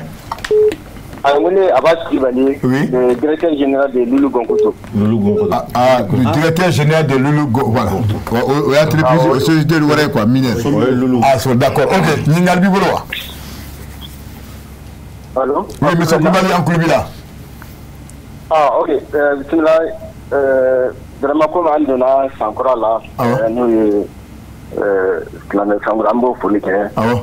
Aw ye kuma d'a ma fana effectivement a diyara n ye a bonyana ma. Sanuko kuma ka ca. Problème ye mun ye caman bɛ fɛn fɔ a la fana k'a sɔrɔ u ma se ka kuma dɔ la u b'a ɲɛɲini nka ɲɛ b'a la plateau kan an karamɔgɔw n'an kɔrɔw bi plateau kan u bɛ fɛn caman dɔn a ko la donc an tɛ se ka tɛmɛ ka kuma ka tɛmɛ o kan mais mun ye Lulu Gonkoto ni Bariki ye a bi bɛn an fana ka réponse di ko in ma n'u y'a ye ko an kan ka to en tant que malien an kan ka yɛlɛma hɔrɔnya n'o ye économie n'o ye sɔrɔ sira k'o bɛɛ to sanu bolo wa je crois que o de question ye. A tulo bɛ n na. Awɔ. Ayiwa bon yanni ka don o la en tout cas en tant que société minière effectivement k'a fɔ ko an jɔyɔrɔ tɛ économie la sɔrɔ nafa sɔrɔ sira la a b'a la ne yɛrɛ ye gafe dɔ ye n'o gafe bɔra ministère de l'éducation ministère de l'énergie et de l'eau u ye gafe dɔ bɔ sa o sa u b'a gafe u b'a yira k'a fɔ ko minnu ka contribution ye mun ye économie la donc o contribution n'i y'a jateminɛ u y'a yira k'a fɔ ko an ka sɔrɔ bɛɛ jamana sɔrɔ u y'a jateminɛ ka kɛ miliyari ba tan hakɛ o miliyari ba tan hakɛ i b'a sɔrɔ ko minnu jɔyɔrɔ ye sɔrɔ siraw la au moins 10% jusqu'à 9% an jɛm'o la jamana sɔrɔ la sɔrɔ mun ye o ye bololabaarakɛla b'o la service d'abord fɛn fɛn bi bayɛlɛma kɛ n'a b'a fɔ produit intérieur brut o de fɔtɔ don donc secteur fɛn fɛn bi se ka 9% ni 10% contribuer o la o yɔrɔ ka bon mais pour que ka question répondre c'est que ne fɛ an man ka an ka fɛn bɛɛ to sanu bolo parce que kɔrɔw ni an ka ɲɛmɔgɔ y'a fɔ ko effectivement ko sanuko de tun ka nɔgɔn mais san 30 an bɛ sanuko la an ma fɛn yɛrɛ ɲini je crois qu'il y a tant que an ka dɔ wɛrɛ fara kan dugujɔyɔrɔ ko ninnu bɛ se ka mɔgɔ bɔ nɔgɔ la mais fɛn minnu don bi ban de u tɛ remplacer ressources minnu don u tɛ remplacer donc n'i y'a ta tant que i ma recherche yɛrɛ k'a nɔnabila sɔrɔ ni kɔni taara o bannen donc an fɛn don mun ye sɛnɛko ni fɛn ma je crois que o ko ba donc Lulu Gonkoto bari aw y'o jateminɛ o de y'a to hali n'an bɛ sanu baara la an tɛ se ka kɛ sigida la k'an tɛ sigida lakana baaraw kɛ jateminɛw kɔnɔna na an ye secteur 5 ɲɔgɔn da an bɛ baara k'o kan an n'an sigiɲɔgɔnw n'o ye jikow ye ka foragew kɛ k'u équiper en tout cas an kɛrɛfɛ mini ninnu na i b'a sɔrɔ o dugu b'an kɛrɛfɛ i b'a sɔrɔ an ye nɔnabila k'o ko la forage an kun bɛ forage. Voilà, je pense que l'État voilà, il est le directeur général Gonkoto. Voilà. Ok, d'accord. Voilà. Donc, Amé mon Flanata.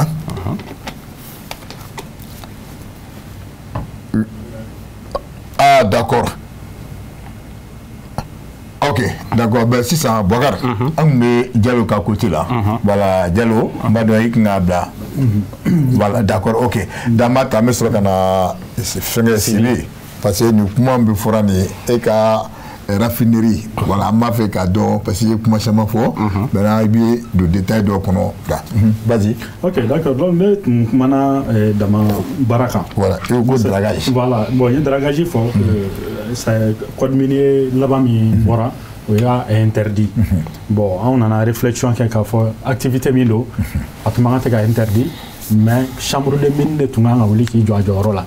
Oui, dans mon baraque là pour organiser tout comme ça.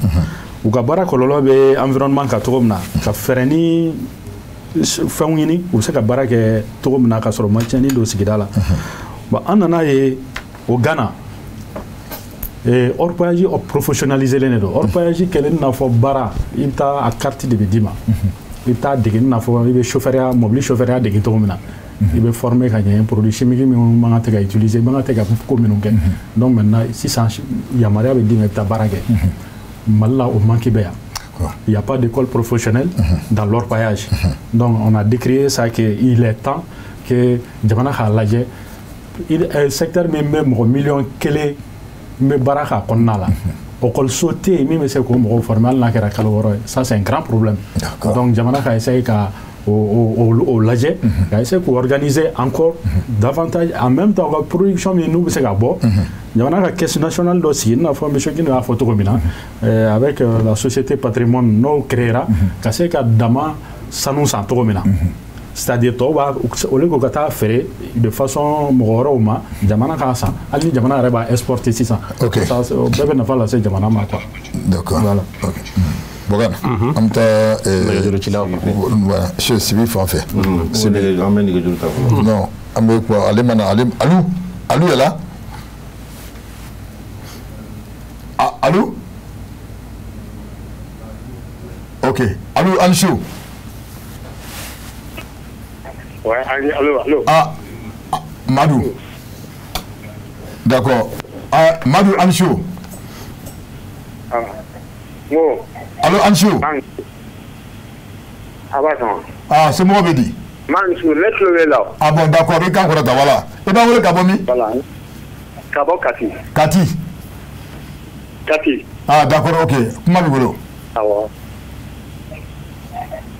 Voilà. Gasitigi. Aha. Ningo kale tara kala na yoro jumena taka aflene. University. Ngaro mi re Mali fama ma ame wakati ni ngono ni. Ibe aketo ki ka goro ta doni. Belsi marsi de jigi jo wakati mina. Ne tu as chef de cyber. Mais il va leur femme au béni pour antenne nous qui va les clés. Ah, on veut mou fort et puis aller tirer des clés. Au béni fort. Ah antenne. Ah bon. À nous quand au béni qui clés. Ah et garde dans le jumeau il faut qu'on m'a fait.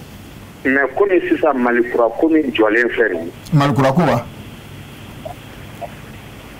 C'est que vous devez faire changer. Notre université a fait la match pour les. Ah. Ou quand wala côté anga men côté o de kadani. Voilà ala kama tia kama. Oui, Madou, aka wala côté. Ah, allez me faire comme mon effort à mamie fa. Voilà. Il faut question de poser quoi. Kake ala yere de kama.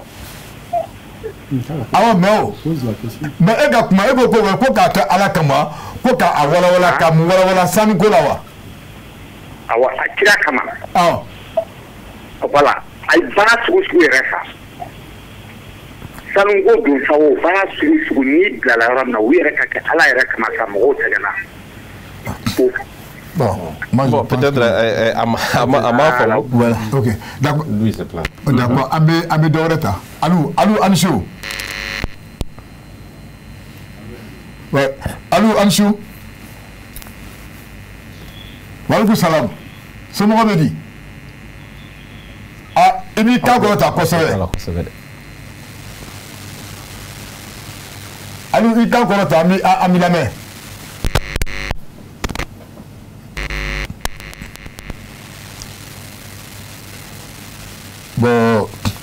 Je pense qu'on a un problème.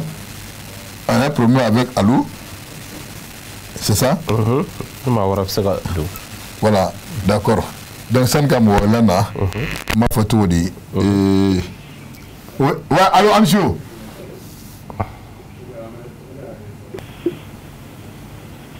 Voilà, c'est bon, ça marche. C'est bon, on me dit.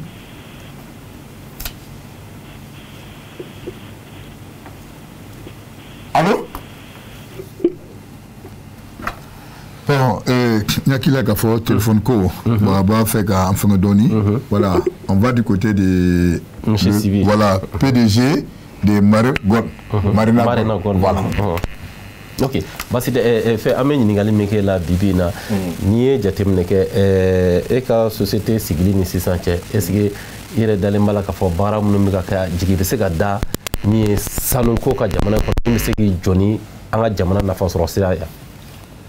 Bon, an ka jamana nafasɔrɔ sira komi dɔ in y'a fɔ cogo min ni i yɛrɛ tɛ ka fɛn bɛɛ kɛ fo 50 e bɛ 50 sɔrɔ 50 bɛ taa ko kan mɔgɔw de b'u ka wari ta ka na a investir an mara ye. Mɔgɔ kelen tɛ mɔgɔ fila tɛ presque société kelen na mɔgɔ million de b'a la an yɛrɛ maliyɛn damaw fana bɛ yan presque san 30 a tun tɛ se ka ko dɔ bɛ yen o tun tɛ se ka kɛ sisan olu bɛ se ka kɛ o kɔrɔ ye mun ye an yɛrɛ ka recherche kɛ n'an ye recherche kɛ société b'an bolo an yɛrɛ bolo sisan mun bɛ se ka sanu bɔ mun bɛ se k'a bɔ mun bɛ se ka sous-traitance kɛ ka sanu bɔ quoi ani anw yɛrɛ bɛ yan anw fana bɛ se ka raffiner donc moi je pense que sisan an bɛ yɔrɔ min na fɛn bɛ dafalen don Mali bolo k'a fɔ ko a bɛ se ka sanu kɛ mais an tɛ se ka an jigi da walimɔgɔw kan k'a kɛ ni yɔrɔ sɔrɔla yɔrɔba de bɛ Mali la ni ye min titre minier la min bɛ maliyɛn bolo sisan a bɛ titre presque 200 ou 300 fo ka ca n'o ye bɛɛ bɛ baara k'a kelen kelen ma e bɛ taa e bɛ million 50 million 2 i bɛ jɔ sanu dun t'o ye pour que ka recherche kɛ phase recherche kɛ i t'i ka so feere ka taa phase recherche la o i bɛ se ka risque mun ta i bɛ se ka mun ta i bɛ se ka wari de dɔ la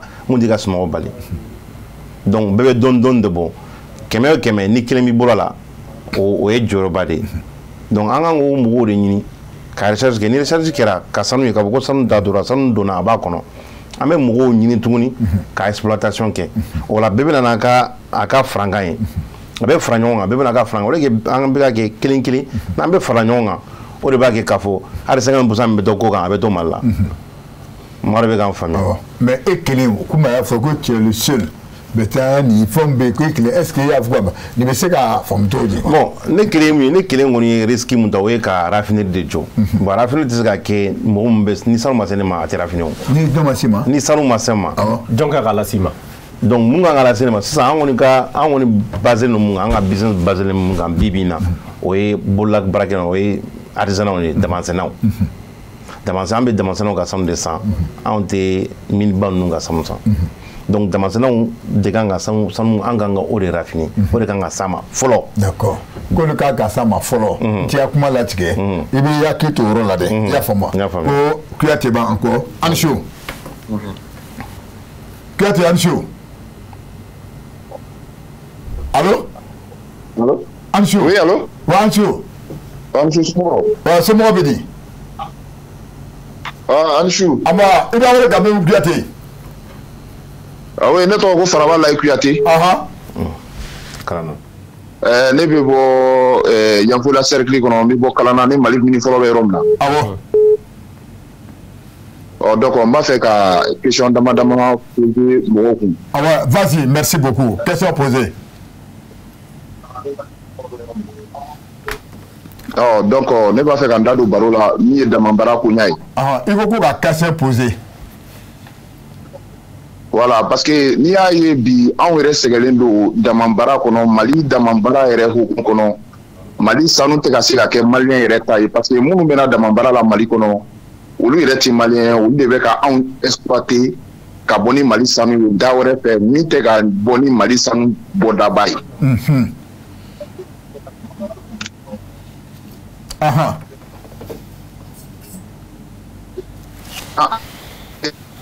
Nafolo k'an yɛrɛ jɔ matériel tɛ maliyɛn wɛrɛ ta ye mais olu bɛ kana an ka dugukolo kan kana sanu bɔcogo yira na an yɛrɛ ɲɛ bɛ sanu bɔcogo la an ɲɛ bɛ sanu bɔta la mais sanu kelenw bɛ tila ka munumunu ka tila ka feere olu mɔgɔ kelenw de ma bon a bɛ komi Mali sanu n'i y'a jateminɛ 80% Malu sanu kɛmɛ sigi la 80 o de bɛ ka bɔ Mali ɲina ma 20 o dɔrɔn de bɛ ka na Mali yɛrɛ kɔnɔ Cloté, c'est-à-dire a bɛ bɔra Mali ɲɛma c'est Mali tɛ ni kalama fo gouvernement de ka anw damabaralaw organiser n'u ma an damabaralaw organiser Mali sanu tɛ kɛ Mali ta ye an dun tulo b'a la don o don ko fo Mali sanu ka yelenku maliyɛn yɛrɛ ɲɛ bolo mais Mali sanu tɛ ka se ka kɛ maliyɛn yɛrɛ ta ye dɛ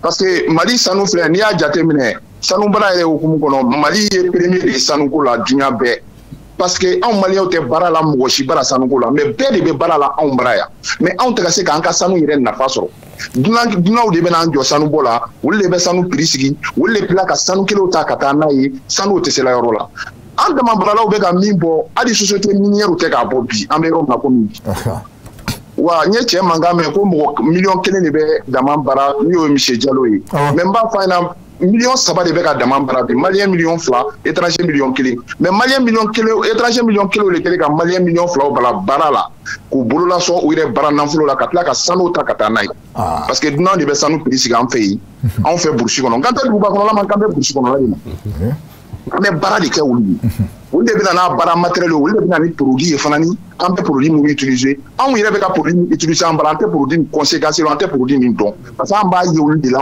an b'a ye olu de bolo olu de fana b'an jɔ a la fana sanu bara munumunu cogo o cogo a laban de y'o ye bon vraiment kunnafoni diyara n ye ni nin sugu ninnu camanba kɛra kunnafoni na an damabaralaw ye burusi kɔnɔ nin b'an kunnafoni kosɛbɛ d'accord ok vraiment i ye kɔrɔfɔ Kuyate a ka kuma mɛn n b'a dɔn a bɛna nin jaabi dɛ i y'a faamu sisan voilà gɛlɛya min b'u kan i t'a dɔn mais dɔ wɛrɛ bɛ yan ko an b'o tigi ta allo Salif Jawara ani su allo Salif ani su ani su ça va oui ça va i b'an wele ka bɔ min bon Ɲamakɔrɔ Kurani na Kalana Ɲamakɔrɔ Kurani Ɲamakɔrɔ Kurani allo ouais Ɲamakɔrɔ Kurani kuma b'i bolo oui ça va ouais ça va allo ouais an tulo b'i la allo e ka kuma bani e ka kuma allo ah bon d'accord n'a ye weleli kɛ a bɛ se ka kuma dɔrɔn n'a kuma an b'a mɛn monsieur Traoré ani su awɔ assalamu alaikum wa alaikum salam Mbara, d'accord. Donc, n bɛ sankura foli kɛ jama la. Awɔ. N b'a aw bɛɛ lajɛlen fo. Bon, n bɛ madame nin fo, a ye explication min. Ne ye Aliyu Traoré. Awɔ. Ne ye ingénieur en énergie. Bon, n ye sanu baara, n ye intéressé à question na depuis 2005. Fo kana se bi ma, o bɛ san 17 jate la.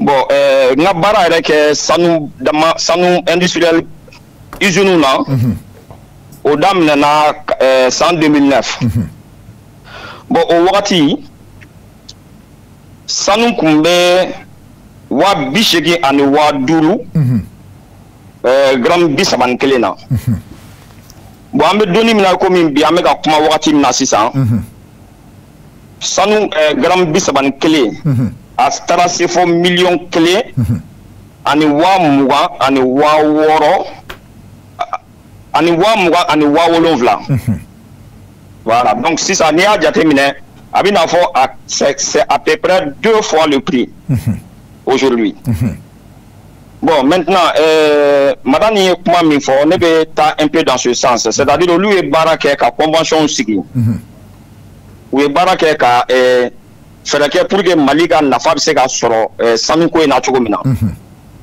bon ne bolo sanuko in bɛ yɔrɔ min na bi an kan ka baara in tɔ dafa de an ka rôle kan ka kɛ o de ye bi bon pour que ka baara in tɔ ka a dafa ne mɔgɔ min ye ne ye baara kɛ mine 3 de la Mali kɔnɔ bon o mine 3 la n ye baara kɛ service approvisionnement de la mine na bon spécialiste caman bɛ minnu bɛ ka lamɛn minnu bɛ plateau kan u b'a dɔn approvisionnement ye min ye mine kɔnɔ bon ne alu bolo mini yɛrɛ sanu nɔfɛ ko ne bolo ne ka kɛlɛ yɛrɛ t'o nɔfɛ ne bolo an man ka kɛlɛ yɛrɛ k'o nɔfɛ sanu min bɛ d'anw ma n'i y'a dan ne ma an b'o bila an denw de ɲɛ an denw n'a mɔdenw an b'o mara olu ɲɛ an tɛ s'o ma yɛrɛ an b'a fɔ k'a d'an ma en nature an k'o garder trésor la an ka coffre dɔ kɔnɔ bon maintenant sisan min ye ni sanu approvisionnement ni sanu bɛna dilan chaîne de production kɔnɔ wari minnu bɛ don a la donc o nafa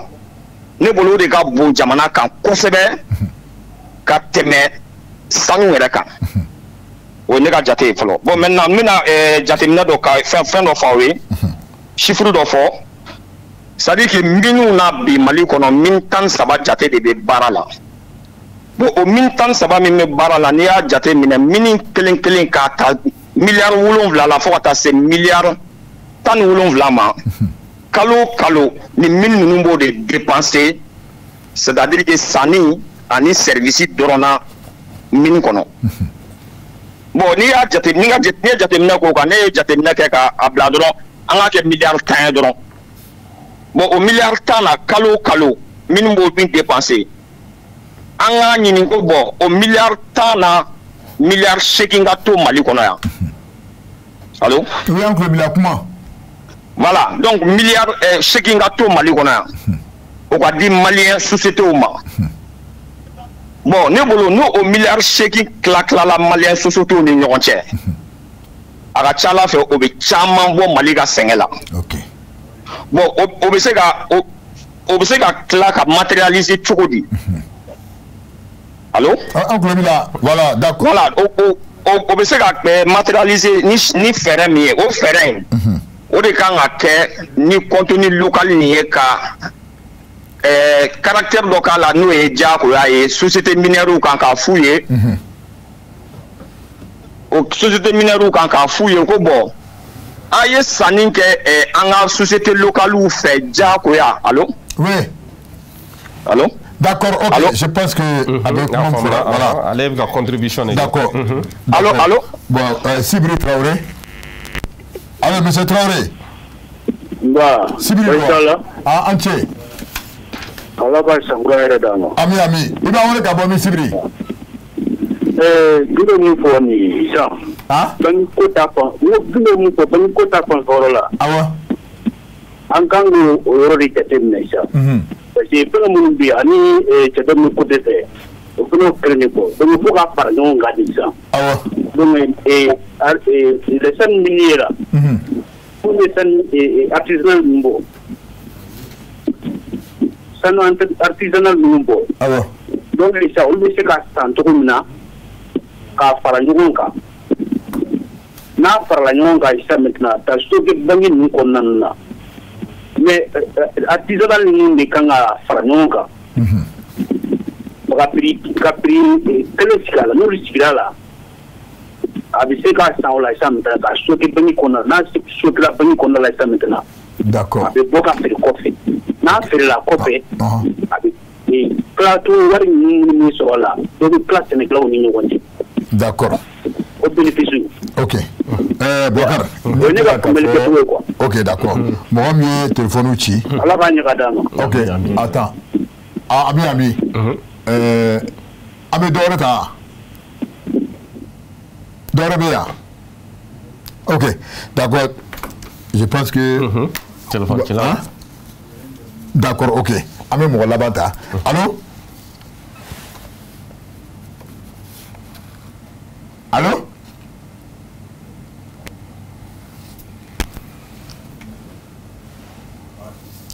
ok allo Ansou Mba Ansou Tony jamu ka wele ka bɔ min ouais Aliou Traoré do tuguni Aliou Traoré n bɛ fɛ ka kuma in tɔni de laban dɔrɔn ba tɔni laban teliya la awɔ ok c'est à dire que ne ka laɲini ye min ye awɔ Aliou Traoré e ka kuma voilà n ko ne ka laɲini ye min ye dɔrɔn c'est à dire que an bɛ fɛ ka laɲini de kɛ gouvernement fɛ awɔ voilà gouvernement ka c'est à dire que ka se ka sariya de sigi min bɛ sanu société ninnu k'u jagoya u ka se ka sanni kɛ anw fɛ yan kɛmɛ sara o kɛmɛ sara la 80 sanni ka kɛ jamana kɔnɔ. D'accord. Je pense que au faamuyara. Voilà donc o sariya in ou bien ko soit a ka kɛ décret ye ou bien a ka kɛ sariya ye sariya min b'u jagoya u ka se k'o sanni kɛ anw fɛ yan. Ok. Ni an sera k'o de kɛ o de bɛ se ka kɛ lafiya ye anw ma. Parce que ne bɛ k'o fɔla ka da min kan. Ne bɛ k'o fɔla ka da min kan. Donc maintenant o fɔ kun ye min ye. Parce que ne yɛrɛ ye baara kɛ approvisionnement kɔnɔna na. Ne b'a dɔn ni an ma sariya sigi k'a fɔ ko bon voilà ninnu ka fɛɛrɛ ka kɛ k'a fɔ kɛmɛ sara o kɛmɛ sara la 80 sanni ka k'an fɛ yan n'an ma a sariya sigi. An mana fɛɛrɛ o fɛɛrɛ sigi contenu local la an tɛ nafa sɔrɔ a la parce que toujours u b'a ɲini ka an contourner ka taa kɔfɛ ka taa sa. O de bɛ k'an ka société la yan. D'accord. Voilà donc an ka laɲini de ye pour que o de ka se ka dabila madame ninnu ye baara min kɛ ka convention kɛ anw fana kan ka baara de kɛ pour que ka convention in dafa ni nin sariya in ye. D'accord. Voilà laɲini ye o de ye. Ok, merci beaucoup, Ediché. Bokar, Bado Kafo, téléphone Chilaou, contribution Chama Lokera. Voilà, Chama. Bon, donc si ça, Dakuro Nyekele, parce que moi, Forani, à Teta, il faut la solution. Solution, à Monoro ou Guinée. Et à Femme 600. D'accord, président, directeur général, Bado Nyangwame Ereninga, c'est le seul Malien. Ka rafine d'or ke jamana konya de RFM ya i dara kuma chamana solution du molebe RF kala ni yere muire on ni depuis on a une solution chamanke on yere yo ani o be ga organisation minke an yere yanga warbo kala ni ka tamam sena organiser ko ke central lui pour ko am se ga salon sur no la chukumi mais ala ya ki amase katanye bon au be côté mambo ko la quoi.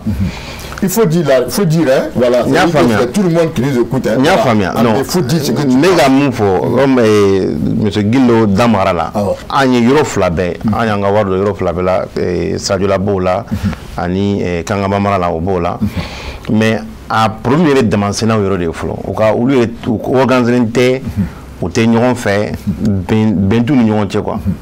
Donc ni ben te romi mo tsaka wardo la doyum. Donc, il faut que ben follow, que société coopérative créée. Dans ma 1900, dans les Mali était en fait. Mali a un bureau mimbi, on est en a créé double ben dans la calanque, car la nuit ou car la nuit temps, on a code mieux de camp, on a demancé un boulot, on a fait donc. Olu kan ka fa ɲɔgɔn kan de ka kɛ petite minute ye sisan an bɛ mun ko petite minute gouvernement ye couleur créé couleur dilan o kama u ka don couleur kɔnɔ sanu bɛ ɲini couleur kɔnɔ sanu bɛ yen a bɛ se ka sen a bɛ se ka bɔ o couleur kɔnɔna cogo ma a bɛ se ka feere a ɲɛ ma cogo min mais bɛɛ b'a sen fɛ ni n'aw yɛrɛ tɛ bɛn ni so cilen don dunan de bɛna jatigiya ta ça c'est normal o kɔni o tɛ wuli o donc anw yɛrɛ degun min b'anw yɛrɛ kan sisan o ye de o de kɛ gouvernement ka taa société wɛrɛ kelen ka fɛn kɛ anw y'a dɔn maliyɛnw de an kalannen don mun bɛ kɛ Suisse bi bi in na ne ka mɔgɔw u sunɔgɔlen u b'a kɛ u bɛ se ka kɛ sanu bɛ raffiner cogo min de A à Z a dɔnniya b'an na a place b'an bolo et puis ko kan fana a danaya b'an kan ni y'an ka société tɔgɔ fɔ n'i ko Mali Marina Gold Mali bi bi in na bɛɛ dalen b'a la k'a fɔ awɔ o bɛ se u bɛ sanu u ka sanu baara kɛcogo ka ɲi. Donc an bɛ min ɲini gouvernement kana ka fara an kan k'an dɛmɛ o bɛ se ka taa ɲɛ cogo min kuma dɔ la faamuya donc damasɛnɛw fana sanu bɛ se ka sɔrɔ cogo min o la olu fana kan ka fara ɲɔgɔn kan dɛ n'u fara ɲɔgɔn kan mɔgɔ bɛ da la ka wari d'u ma ou bien ka baarakɛminɛn d'u ma i bɛ se ka baara kɛ k'a ɲɛ cogo min kuma dɔ bɛ k'a faamuya donc o bolo den kelen tɛ se ka bɛlɛ ta quoi sisan on est condamné, nous qu'à Fragnon pour les son baringue. Et Fraba là, il y a quoi de faux. C'est vrai, oui, tu as dit, quand vous donnez des bénins au banc, on est dominé en terrain. Oui, tu as dit. Oui, tu as dit Damansena, oui, tu as dit Frenchamana, Malou commerçant. Et contenu local, Alou Traoré, contenu local comme vous. Ne be doyen la bo kuma jabi mais au fond toujours ni be fenke faut y gagner donné ni société minée be boyan kata sani ke kokan parce que réglementaire ne sera de bien fin de bien dumungo ne fait qu'on a en société sola peut-être ne qu'on a hakilina sinon na bien na biska ke malla atini ko kan ne hakilina de ne re hakilina na o do wa donc na amba anjijadi ni mo be sala ha ni warta bulu war mo bulu ka war do tikima ko tigi dugumati nda akase ka barake na nafa basa ambe madron angom ambe nafa de ko an sigende abi ka ko samne nafa ra ezango ambe sanu boa angwa nafa de donc sana ka nafa ka sama nafa be chama chomi na ye mo klini na bi se ka ke ambe war dama wa manga anga ladi kan da tikima pour ka se ka ke anafa be sambe ma donc ne ko ni ka fen yodi an ngoni bulu ani gouvernement ngoni amini wombulu amini wombulu chugodi ama hakilna falen ama hakilna falen ambe tu fe ama hakilna falen an fana ba fe ambe tu fe chugumi ulu fana kana an fenti o ka hakilna dama an ngoni ba fa ka keteni pour que akatanye sinon nous aye jama dondi anye malondi on a investi parce que andale manga jamana la andale mbala kana ka foko yelema bisaka ke ko la fembe damine fitini mais ibe avec koroba avec bunya chugumi hakilna be falen o kono quoi. Donc ne koni contribution mene bolo sanu ko la o yodi anga fara nyonga ka recherche ke anga fara nyonga ka exploitation ke anga fara nyonga fen bala hana kira o te sanu ko drone quoi o et même l'agriculture akra seigneur akra bramaro mo krense ka foike ça. Voilà. OK, vraiment merci beaucoup Bogar Koumate. Donc docteur voilà comme il y a fait tout là aujourd'hui regarde bébé Eduka. Parce que depuis la Wale a fait chama temlanye ka lutti ni ka fembe. Aujourd'hui docteur Madani Diallo solution mo le bolo sanko. Saloko jamana ko du ko tlekelen barate. Voilà. Jamana be jodi. Jamana yerma horo nya fana be diladi ate dilatlekli bere be barake. Kata 80 na 1980 1990 san bisaba fleni.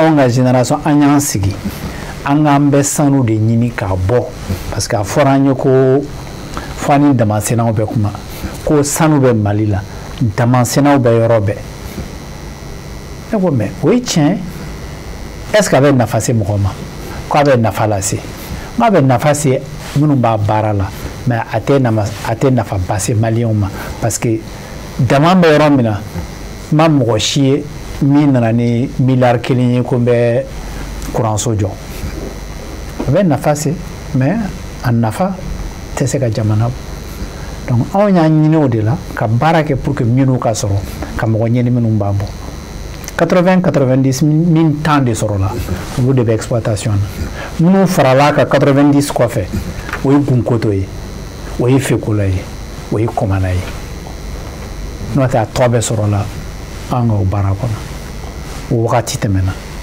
an ye san 30 k'a la bi na tɔ taara mun ye sanu bɔyɔrɔw bɛ yen olu Tarawele y'a fɔ cogo min na fɛn fɛn bɛ don sanu bɔyɔrɔ la an kan ka ɲɛsin o de ma k'o baara a fɔlɔ ye mun ye ni sanu bɔyɔrɔ ta ni sajola ta ni yakɛla ta ni ye morila ta wari bɛɛ min ninnu na wari b'a baarakɛlaw bolo mais u ka dumuni bɛ bɔ Bamakɔ donc Mali kan ka baara kɛ gouvernement ka baara b'a la maliyɛnw ka baara b'a la pour que wari min bɛ sɔrɔ sanu bɔyɔrɔ la a ka don ka forow kɛ ka nakɔw kɛ ka poulaillerw kɛ pour que au moins min balo ka sɔrɔ min kɛrɛfɛ a kana bɔ yɔrɔ wɛrɛ o bɛ Mali lafiya fɛn min bɛ dɔ la taji min bɛ don min na min kelen bɛ miliyɔn litiri kelen de ta par an san kɔnɔ c'est vrai a bɛ bɔ raffinerie la mais bi na Mali transporteur de bɛna n'a ye u b'a san Babu Yara ka mɔgɔ Yara Oil société caman bɛ fɛnw di mais fɛn caman bɛ yen anw yɛrɛ ka baara la anw y'a ye an yɛrɛ y'a lajɛ an ka baara an ye sanu kɛ an y'a lajɛ an bɛ se ka mun wɛrɛ kɛ min bɛ se ka sɔrɔ yiriwa an kumana maliyɛnw fɛ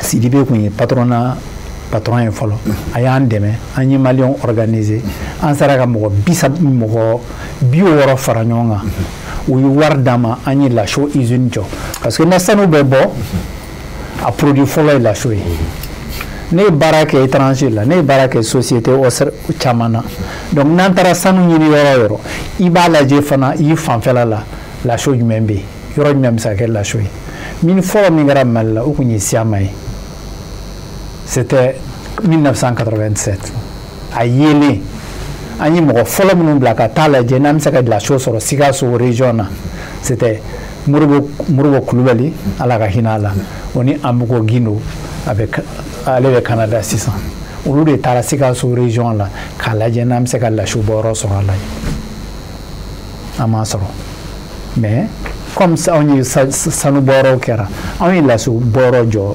Sikaso an ye maliyɛn 60 de wari d'an ma ka d'an na mɔgɔ kelen ka wari tɛ wa maliyɛn min fana ye juru d'an na a ka juru banna a bɛ 40 bɔ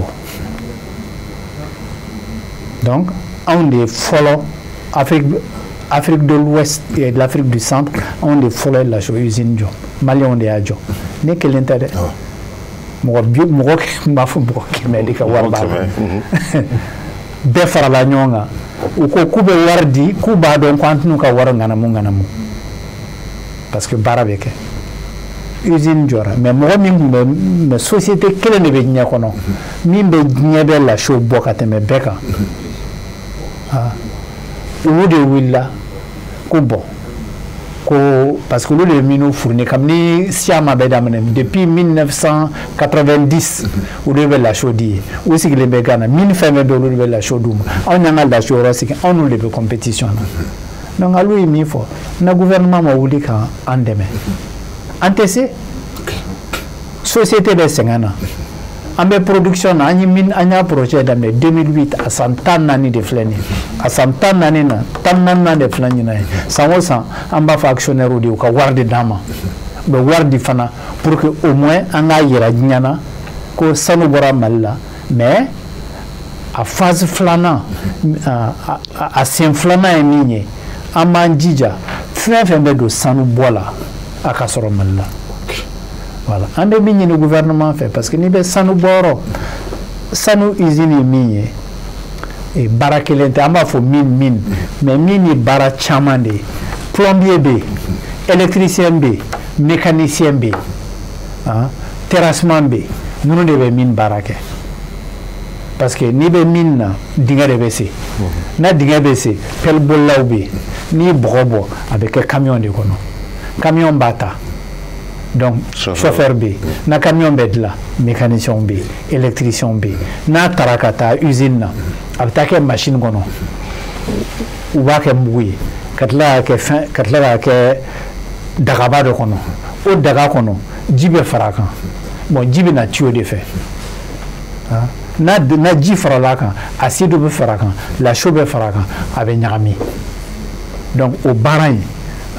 Machine minnu b'a ɲagami o ye électricien ni mécanicien o ni plombier olu de ka baara bɛ mine na donc an b'a fɔ ko mine mais bolola baarakɛlaw de bɛ yen donc n'an b'a fɛ ka mine nafa sɔrɔ fo an k'an ka école de dilan pour k'u ka bolola baarakɛlaw yiriwa n'an b'a fɛ k'a kɛ ka ɲɛ fana mɔgɔ garage bɛ mɔgɔ minnu bolo i b'i sigi Bamakɔ kɛ n'i k'i bɛ t'i sigi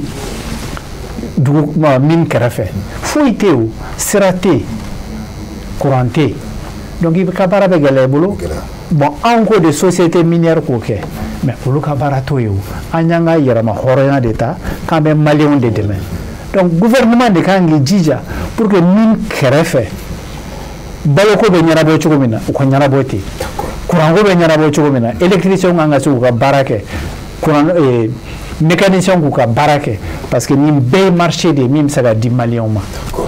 Voilà. Okay, vraiment. Avec merci beaucoup, M. Diallo. Non, vous êtes le gouvernement. Voilà, c'est tout ce qu'ils ont dit. Donc, elle d'accord, donc moi je remercie tout le monde. Moi, mon téléphone.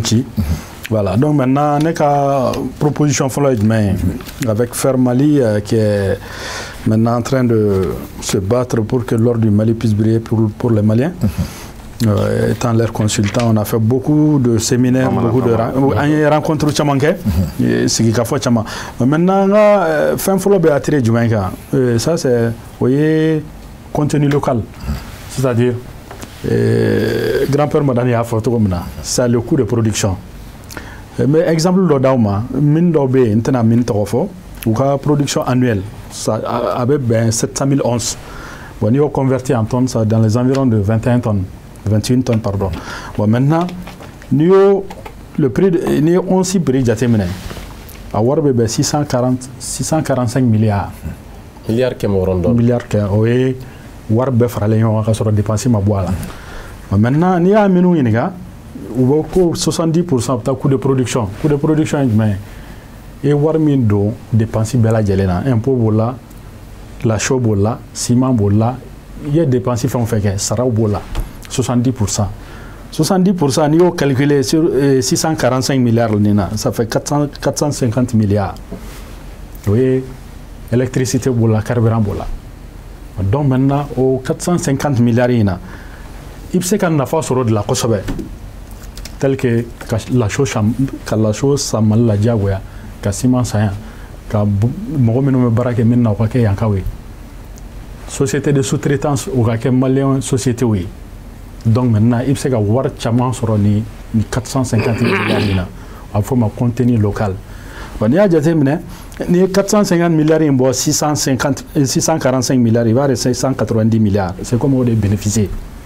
On bénéficie de là maintenant, l'État a 20%, il me calcule là. On a 38 milliards. C'est comme de 645 milliards, et c'est là qu'on fait ce là. C'est 38 milliards. Donc on a déjà là, on doit changer ça. Le coût de production, on a fait madame photo comme ça, on a lajé, on va essayer sur la togodi, on a accès à l'électricité ferrouma, parce que c'est pas normal que vous ayez une centrale ici, mais les cas d'électricité ferrouma, comme ça, l'État va gagner dans ça. Le carburant aussi, quand des sociétés malaises, on a fait quelque chose comme ça. Sous-traitance, c'est minimum bon, bon. Au lieu que quand des sociétés vraiment, sociétés non dominant en fait, maintenant d'autres fois. Mais au cas du Mali, au moins. Est-ce qu'il y a de fruits et quoi? Bon, on va te voir Kalama. Bon, nous voir Kalama, on veut avoir qualité ni. D'accord. On doit tout tenir là. Comme à lui a photo, on a moins vous voulez faire contourner parce que la loi est obligée. Mais par contre, les Tanzanie, je termine que Tanzanie là, c'est une obligation. Il y a un ministère des Mines à base de données de B. Une société minière, par exemple, pelle la 600. Avant envoyé au ministère des Mines, je vais ministère des Mines proposer au choix. Mais malheureusement, autant faire. Au lieu de mis la chose à Kenama, n'a pas ciment, ça en fait. Donc, les Jamana te fait sur là. Donc maintenant, vous remarquez le contenu local. C'est-à-dire, Jamana c'est fait sur la mine. Donc maintenant, deuxième remarque pour la solution. Voilà. Donc maintenant, vous avez bien mis ma. N'a pas madame y a photo comme ça. Formation. Malheureusement, on a école de militaire. La première pierre posera combien d'années? Jusqu'à présent, ça n'évolue pas. Un grand pays minier comme le Mali, minier coltéen. Et tous les ingénieurs de mines, à Tchamaï, sur Russie, Algérie, Maroc. Ali Enira, ingénieur en exploitation minière. Ça, c'est un grand problème. Ati, ingénieur en exploitation minière. À Tchamaï, vous étranger de la Ghana. Bon, il y a Mali ma bourse d'étudiants mounou maka aux formations que l'État bara sur la fougue en Idunande. Donc il faut revoir ça. Donc maintenant, deuxième solution c'est de créer des centres de formation professionnelle. Centre Minona et Pelbol, il s'agit de Pelboli de Kinto Komina. Forezi, il s'agit de Kalanto Komina Kasoro, ou Mata Forero Tagana, ou Burkina Kanano lui, ou Koluga développer en fer. Troisième chose, je rejoins Sibi, oui, ça, oui, qu'à petite mine développée. Ni à Soudan, Mali, dans Sanoula, Soudan, Soudan, j'attends, mais belebam à tête flaka. Mais oui, petite mine développée Kosovo. Donc, à Kerasaboué, la production est la Kosovo. Donc, Mali Fanakanga, la petite mine, mais c'est qu'à développer tout. Le ministère de Mines, c'est qu'à la FIA d'Adi Maloma, de les accompagner, ou c'est qu'à papier sur le tour. Parce qu'il y a un autre problème, c'est-à-dire la lourdeur administrative. Il y a papier. Il y a un papier mis sur le calocélé. Il y a un papier. un exemple dɔw de la ka na yan k'u bɛna ciment usine jɔ yan a papier sɔrɔ baliya taa ka segin u taara Sénégal en 2 semaines u ka papier bɛɛ sɔrɔ finalement o ye usine sigi ye donc o ye la lourdeur administrative pour que mɔgɔw ka se ka document sɔrɔ sabanan ye min ye o ye spéculation cayalen don kosɛbɛ domaine minier la mɔgɔ caman kɛlen don ka taa permis ta mais permis 600 base de données la ministère des mines ka base de données la 642 titres miniers mais t'a sɔrɔ min sera k'a ta développer a tɛ tɛmɛ ça dépasse pas 10 titres miniers pendant 10 ans e b'o faamu cogo di donc maintenant c'est devenu du commerce mɔgɔw bɛ taa ta u b'a bila u bolokɔrɔ souvent dɔw yɛrɛ hali u ta ko caman b'a jukɔrɔ donc ministère des mines kan ka essayer d'assainir ce secteur là vraiment u kana to bɛɛ fana kana dɔrɔn k'i feere a kan u bɛ permis distribuer comme des petits pains n tɛna ministre tɔgɔ fɔ directeur dɔ mais dɔw tɛmɛna u tun bɛ u balimaw n'u dɔgɔninw ni fɛnw u bɛ papier ta k'a d'u ma. Moi, je crois que kan ka dabila. A bɛ di mɔgɔ minnu ma que ça soit vraiment des gens qui sont dans le secteur minnu b'a ɲɛdɔn et puis minnu nana kama e bɛ se ka taa sɔrɔ e mago bɛ i fɛ ka baara kɛ yɔrɔ dɔ la mais i bɛ taa sɔrɔ o y'a di mɔgɔ wɛrɛ ma pour que e bɛ se k'o yɔrɔ sɔrɔ ka baara kɛ c'est un problème. Troisième min ye ça c'est le couloir d'orpaillage. Couloir d'orpaillage mais ministère des mines bɛ dugukolo min bila orpaillage ka bolo kan. Ce secteur o fana o problème ba de parce que damabɔlaw ko yɔrɔ min bɛ d'u ma sanu tɛ yen. Bon, il y a permis de ça donc finalement avec un problème. Donc maintenant le ministère des Mines avec la chambre des mines doit essayer de voir les zones qui couloir qui facilité qui dit dans mon papier bois là. Bon,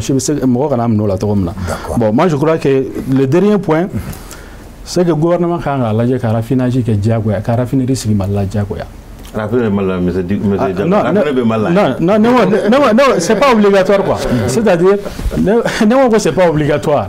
C'est-à-dire, même le code minier, on dit qu'on a sur la terre, qu'on a raffiné ailleurs. Mais lui, il est là. Mais avec tout ça, ça nous brûle de bébé katana. On a sur par exemple, un système de capacité raffinerie boulot. Diago a mine dama pour raffiner. Mais maintenant, les raffineries qui peuvent raffiner maintenant la production des grandes mines. L'État peut travailler avec des gens comme Sibi ou même d'autres Maliens pour qu'au moins l'interdiction totale, la Guinée l'a fait tout récemment avec la bauxite. Ils disent que désormais bauxite est tant que c'est pas raffiné. Moi je pense que le ministère des Mines qui penchait en cherchant des partenaires, ça nous a boblé sans être raffiné. Ça, c'est ce qu'on demande. D'accord. Monsieur le représentant du ministère des Mines, il y a fait moi, il y a comment bébé. Donc, il va conclure. Inch'Allah, il y a famille. Il y a belle jelenga kuma lame. Mi foli di awma ni baro sigina anta fa ka danima pour que amesika kuna foli jonyon di lamani bako matobi. Anga bi baro kuma mun kan c'est-à-dire sanu bara ani jamana ka yelma horoyan ne bolo o ye fɛn fila ye ni a kɛlɛ ka ɲɛ dugujukɔrɔ nafolo a bɛ se ka jamana ka yɛlɛma hɔrɔnya d'a ma jamana caman bɛ yen bi Canada ni Australie ninnu olu y'u ka développement olu ye jamana yiriwala ka se yɔrɔ min na bi sanu dugujukɔrɔ nafolo de y'a lase u ma dugujukɔrɔ nafolo ye fɛn ye an kan k'o bila hakili la k'a fɔ ko a bɛ ban a bɛ ban i b'a baara daminɛ bi a bɛ ban don kelen modila tun bɛna datugu ni fɛn kuma ye a bɛ ban sanu ye fɛn ye a bɛ ban donc an k'a bila hakili la k'a fɔ ko sanu an ka dugujukɔrɔ nafolo baara bɛ mun kan sisan fɛn banta de don pour que a ka se ka jamana nafa a man ka dan dɔrɔn k'a fɔ sanu bɔla impôt ni taxe bɛ ta k'a di jamana ma a man ka dan o ma jamana minnu yiriwala dugujukɔrɔ nafolo fɛ olu ye dugujukɔrɔ nafolo de ta ka yɔrɔ wɛrɛ développer o bɛ se ka kɛ industrie ka usine jɔ jamana kɔnɔ ka sɛnɛ yiriwa ka kalansow dayɛlɛ mɔgɔw ka kalan ka dɔnniya sɔrɔ ka dɔgɔtɔrɔsow jɔ sanu dɔrɔn tɛ se ka jamana développer sanu de bɛ kɛ ka yɔrɔ wɛrɛ sinsin pour que baara yɔrɔ bɛ dayɛlɛ o de bɛ kɛ ka jamana développer mun kɛla contenu an ye mun fɔ sisan ko sani an ye baro dɔ sigi an ka ministère la mɛ kosɛbɛ pour que an ka mɔgɔw minnu bi yan n'olu bɛ se ka mun fourni a ye calcul dɔ kɛ ni min jateminɛ sanu bɔ a feerela kɛ mina mais ni a wari mun donna la pour que ka se nin ma o ka ca kosɛbɛ maliyɛn bɛ se ka don o kɔnɔ ka taa o wari caman ba ye dɛ ka taa dɔ ta o la o bɛ se ka kɛ ni jumɛn ye o bɛ se ka kɛ ni ka baara kɛ k'a ɲɛsin ka di minnu ma dɔ bɛ se ka courant fourni u ma dɔ bɛ se ka pétrole carburant ta ka na d'u ma kɔrɔmada ni olu bɛ ciment d'u ma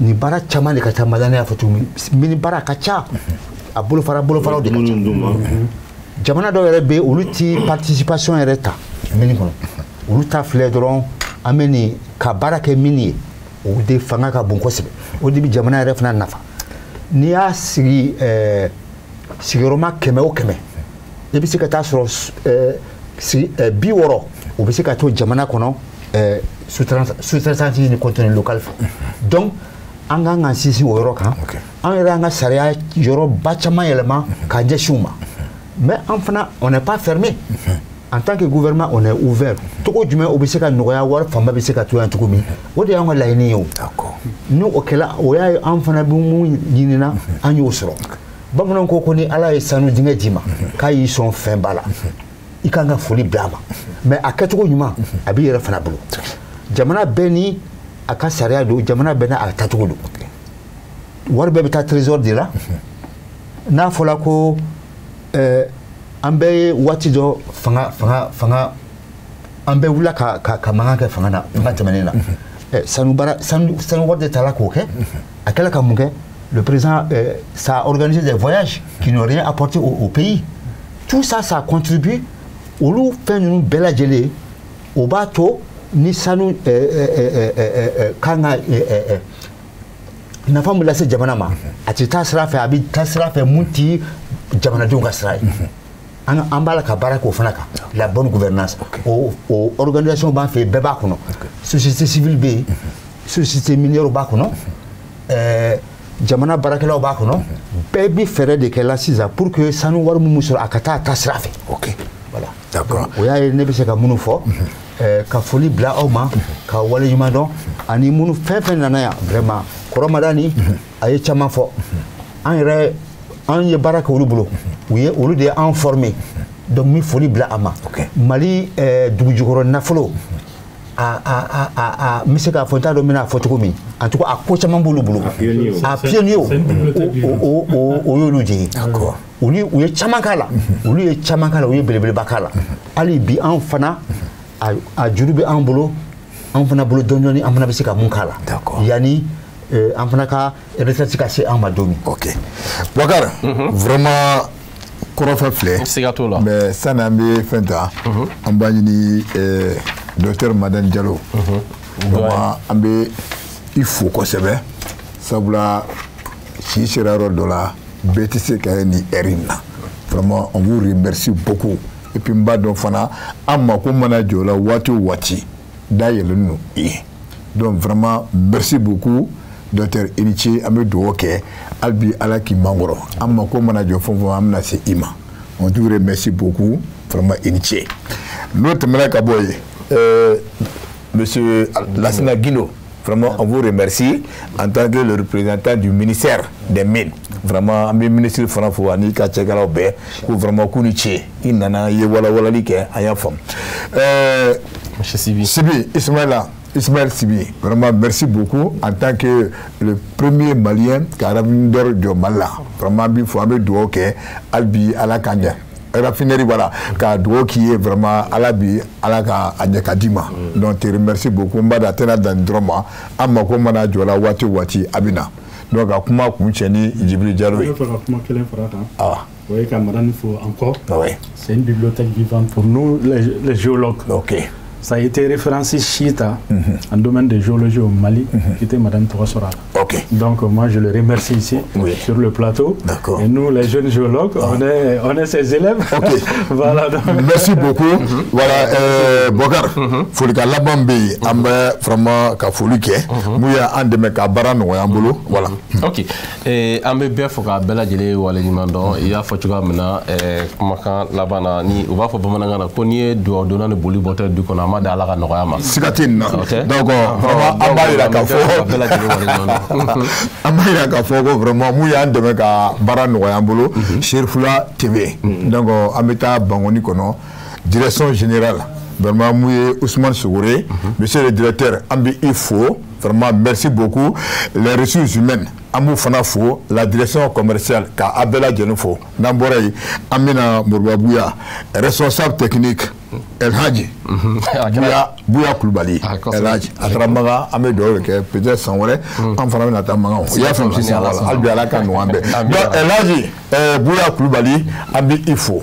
Donc des jeunes dynamiques au niveau de la production, réalisation du film, Mohamed Keita Mo, Mohamed Ambi Fo, Adama Salia Koulibaly, Ambi Fanafo, Moussa Bala Traoré qui Fanafo GMT, Abou officiel, Abou Diabaté qui Fanafo, Nambora Amita Regila, l'autre là, comment ça s'appelle, Chaga Koulibaly, Ambi Ifo, Koche Diara qui faut, Abouaka Traoré MB, Ambi Fanafo, Ani Didi beaucoup. Rédaction chef, Mouya chef, Moussa Fombaye, Ambafo. Afana El Hadji de Moussa Fomba. Ah, El Hadji do. Ah, afana de lata. Ah, d'accord. Il me fana foyana. Donc El Hadji Moussa Fomba, Amba afana fo. Ya fo. Tout belen tout ta. Donc amina. Donc le na Fomba El Hadji Daouda Traoré. Tout est possible. Voilà. Donc ameto là ka chauffeur ou voilà chauffeur ou côté la plein d'oumaya pour descendre au torof donc Lamine Traoré Serou Diallo Issou Diallo Ambou Berabé solo rekasa voilà ni Solomon Diarra Ambou Fanafo no bora la garde nationale vraiment amba fo ko merci beaucoup Ansadi ga garde muye Tchokura ani Moussa amba bela jenufo ne bora anga se ga wuli ga Samba Koulibaly ka fana fo donc no bora sisa amena mu anga musokoroba nyuma we sunu ambe wule ka duwo nyina anga duwo nyino fo ba ke asa sembara ki fo amnata sembara tene Côte d'Ivoire jamana kono ki fana fo Nasir Fikouyaté ki fo Madame Touré Janaba Konaté Mayambu Reda ki fo Pamela Sumunu ki fana fo Nambora yi amena Mambe Mafa Aïdra ki fana fo Cheikh Oumar Kanté Bani Kanté Sénégal aba faba kono ya amba afo ka Ahmed Diaye Simega ko fana fo we Mali joro la no bore la police de Zegwa ani la gendarmerie Sidibé ani adjudant Bagaygo amba afana fo no bore ka kunchen jo drama tragora manyne ko Gassou Traoré Chine Boa ki fo Foussène Traoré Degré Zoumana Keita ZK ani Cheikh Sira ku fana befo beba alame no bora dama kunchen jo Ousmane Chérif Madame Aïdra Bokari Aïdra albiama fo alaka limania da ama anye ka fo kuna fun bora ka be muye Moussa Diallo, l'imam de Torogorabou, voilà, Alaka Maodo, voilà, Turki Jamana Kono, Akadjana Bekara Bi, Romambe Doke, Alaka Doroma Dama, Anu Furuto, donc Ramo Aïdra, Ambifo, Ika Chesirila, Ani Denge, Tijani, Badra, Ani Iba, Oni Aruna, Oni Keski, ensemble Befo. Nala Maga Joyrana, dimanche prochain. Amina invité Wara Soro, vraiment vous remercie. À Cambé, dimanche prochain. Merci.